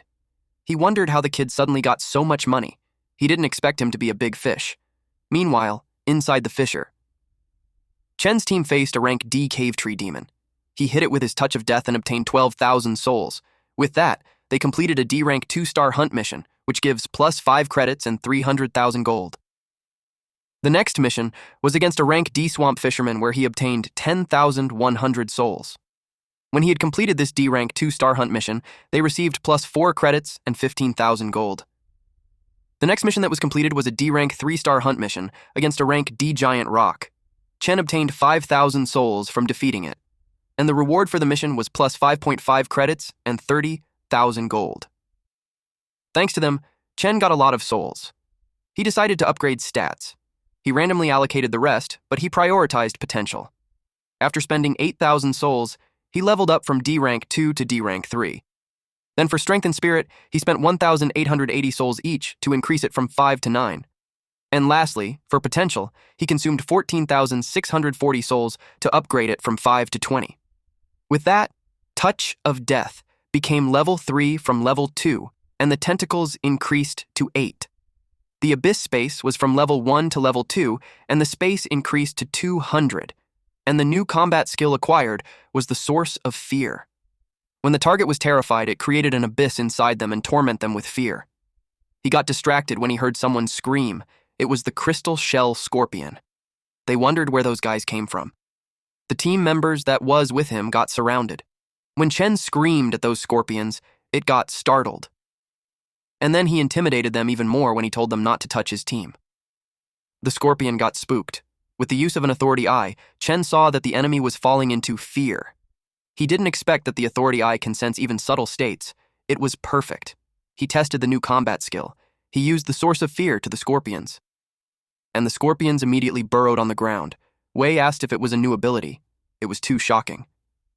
The other support expressed that no matter how many times he sees it, it was still awesome. As long as the enemy feels fear, he could control them, then use the abyss inside them to summon tentacles and explode. It was so convenient. But this run only gave a few thousand souls. Even though the enemies were strong, he could sense something was off. He acquired 2,100 souls. Wei informed him that they were done harvesting and they could go hand in the missions. Chen asked what the next mission was, and she told him there was none since everyone's tasks were all completed. They thanked him for his hard work and suggested that he get some rest. And if they got any new tasks, they would contact him again. A few hours later, while in his room, Chen pondered that the reason for fewer souls was probably the system's punishment mechanism to stop him from easily leveling in low-rank drifts. And it's been long since a quest triggered. It seemed like he needed higher-rank dungeons. But the Academy strictly restricts ranks. D ranks can't take C-rank missions. He wondered if he should ask Lin En, but that would expose his inability to level naturally. Getting targeted would be bad. Unexpectedly, he received a message. It was a very easy task to follow the client for a day for 100,000 gold, but he replied that he doesn't do personal bodyguard jobs. 100,000 gold was nice, but fissures were more important to him. The client insisted and even raised the offer to 300,000 gold, but he still said no. He was starting to think that it was a prank. Then the client told him that there was a wild rift there and the client needed protection. That caught his attention. The next day, the boss asked why they were in a park. Chen replied that he arranged to meet someone there because he needed to confirm something. A timid-looking guy showed up, and Chen asked if he was the one who requested the job. The guy stuttered. And the injured man from last time showed up and revealed that he was the one Chen was looking for. Now that the timid guy had nothing to do there, he was free. The guy dashed away while yelling an apology. Chen was dumbfounded. He realized that he might be tricked. This injured man knew that Chen paid off 2 million in one go recently. The man wanted to know how he made that money, and if he told him, he would be able to leave safely. Chen simply sighed and walked away. He was disappointed that there was no wild rift after all. He began thinking where he could find a higher rank rift. The man took off his sunglasses and yelled at the brat that he didn't say he could leave already. He felt that the brat was looking down on him. He used a star energy combat skill, Pressure. It has been too long since he showed his power. His name was Lin Yu. Chen hasn't heard that name in a long time. Apparently, the guy was the loan shark who gave him high interest. Chen informed Yu that he already made the repayment on time and inquired why he was still looking for him. Yu responded that it's because he has the money that they were looking for. Chen scowled when he realized that even when he pays them back, he won't get any peace. It led him to think that those guys couldn't really be trusted. Yu was amused that he had the guts to talk back. He compared him to the brat earlier who thought of himself as a hotshot just because they got into some academy.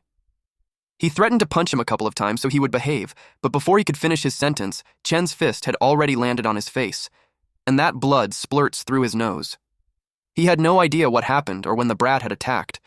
He finds it impossible that he couldn't see his movements when he's rank C, and the brat was only at D rank, and he was certain that Chen Yu was hit by his star energy pressure, so he should be suppressed. He dismissed it as a coincidence. He felt offended that he was being looked down on. This led him to activate his combat skill with a heavy pressure fist.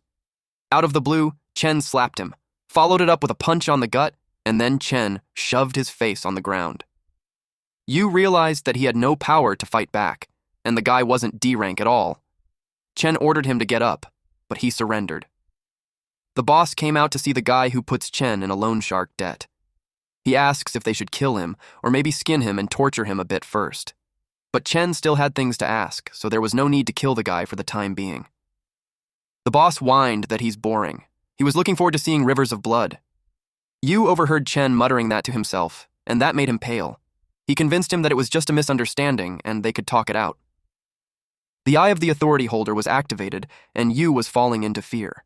His consciousness was transported to a place where several scary eyes covered the space and were looking at him. And Chen was the center of that realm, and he appeared to be terrifying. He told the guy that they would have a chat, but warned him that he could tell if he's lying. The source of fear had been activated. Yu admits that he was wrong and begged him not to kill him. He promised to tell him whatever he wants to know. Chen inquired why he was looking for him and if he was harassing his family too. He replied that he didn't intend to take money. It was just his joke.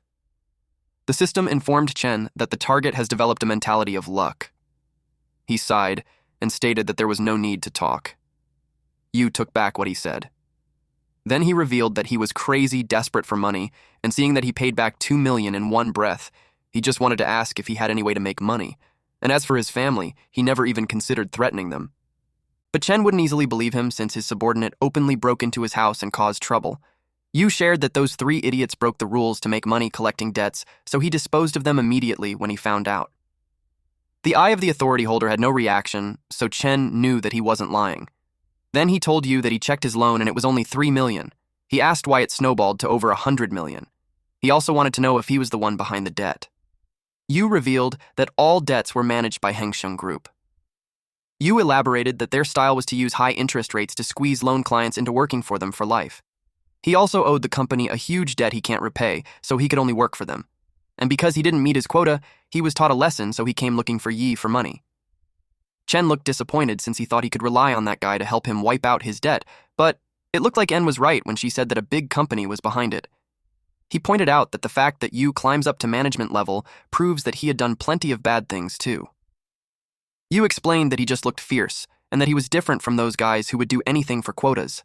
Aside from collecting debts, he has not done anything against nature or reason. He revealed that the most immoral thing he had done was catching an E-rank demonic beast and selling it to the Blackwater district. That surprised Chen.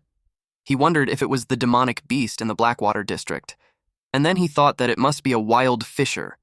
He asked if the guy knew where the wild fissure was. Yu replied that he happened to have a fissure on hand, and he was just preparing to report it. Chen finds it perfect. He demanded to be taken to that fissure. They arrived at the warehouse in East District 7 where the fissure was. Judging by the star energy fluctuations, it was a C-rank fissure. But Chen was aware that fissures should be strictly controlled by the schools and the central government. He asked how Yu knew about it. Yu admitted that he had some connections in the administration bureau. They tell him the fissure locations before reporting them so he could skim profit first. If he's lucky enough to get ore crystals or demonic beast materials, he sells them on the black market. Chen didn't expect for him to have the tool to open the fissure since it was supposed to be recalled every after mission. He explained that back when regulations weren't so strict, people would smuggle them out to sell on the black market. He bought what he had from there, and it wasn't cheap. Chen got excited and told him to open the fissure so they could take a look. They went inside. Chen received a wish mission to subjugate all enemies in the fissure. He was glad to receive it. Finding a high-level fissure was the right move after all. Yu warned him that he might be disappointed if he was looking to skim profits too. He already came once before, and there was nothing at the entrance.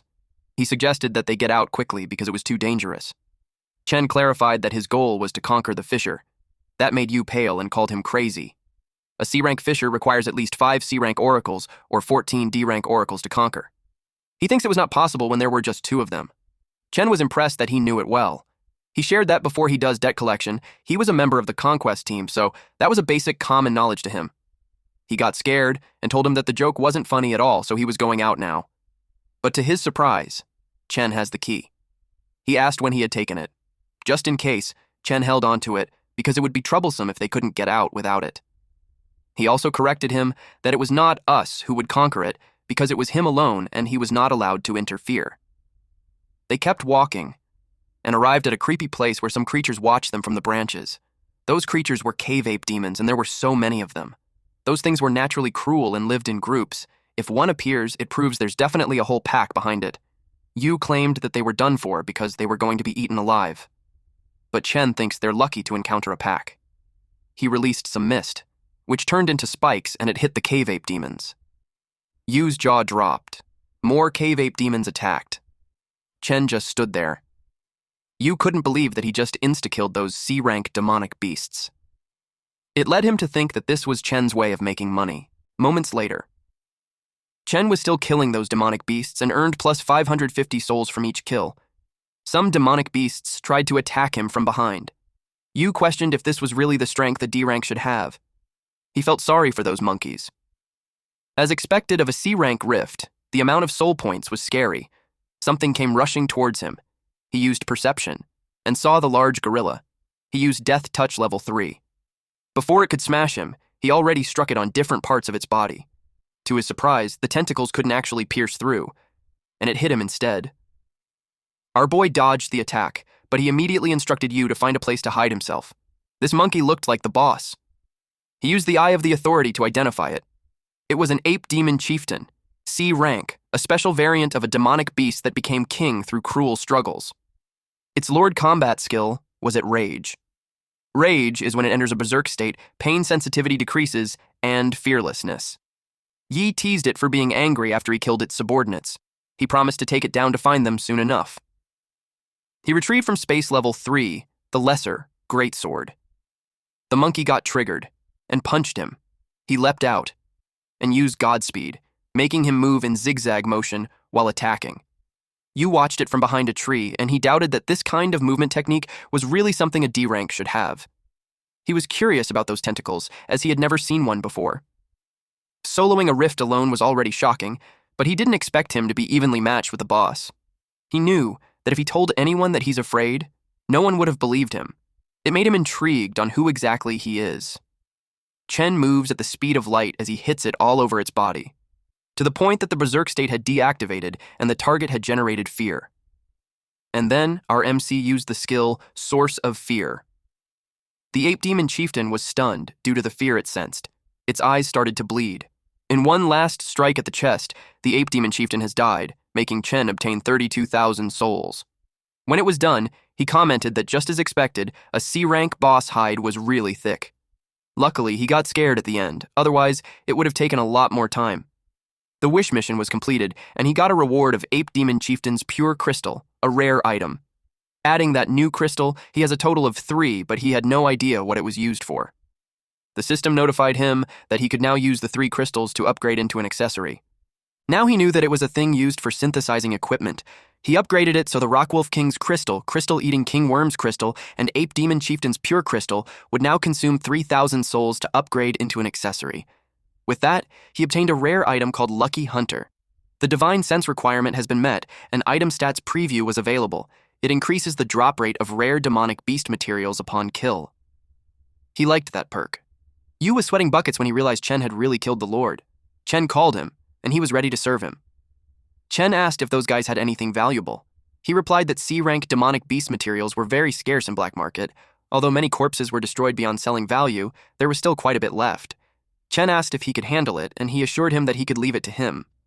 Looking at Chen's skills, he's at D3 level 9 with 31 Constitution, 15 Agility, 9 Divine Sense, 9 Strength, 5 Spirit, 20 potential points. His general combat skills were Perception, Wisdom Eye, Godspeed. And he has exclusive combat skills like Demon Armor Attachment, Heavy Strike, Breath Control, Eye of Authority Holder, Abyss Death Touch level 3, Abyss Space level 2, and Abyss Source of Fear.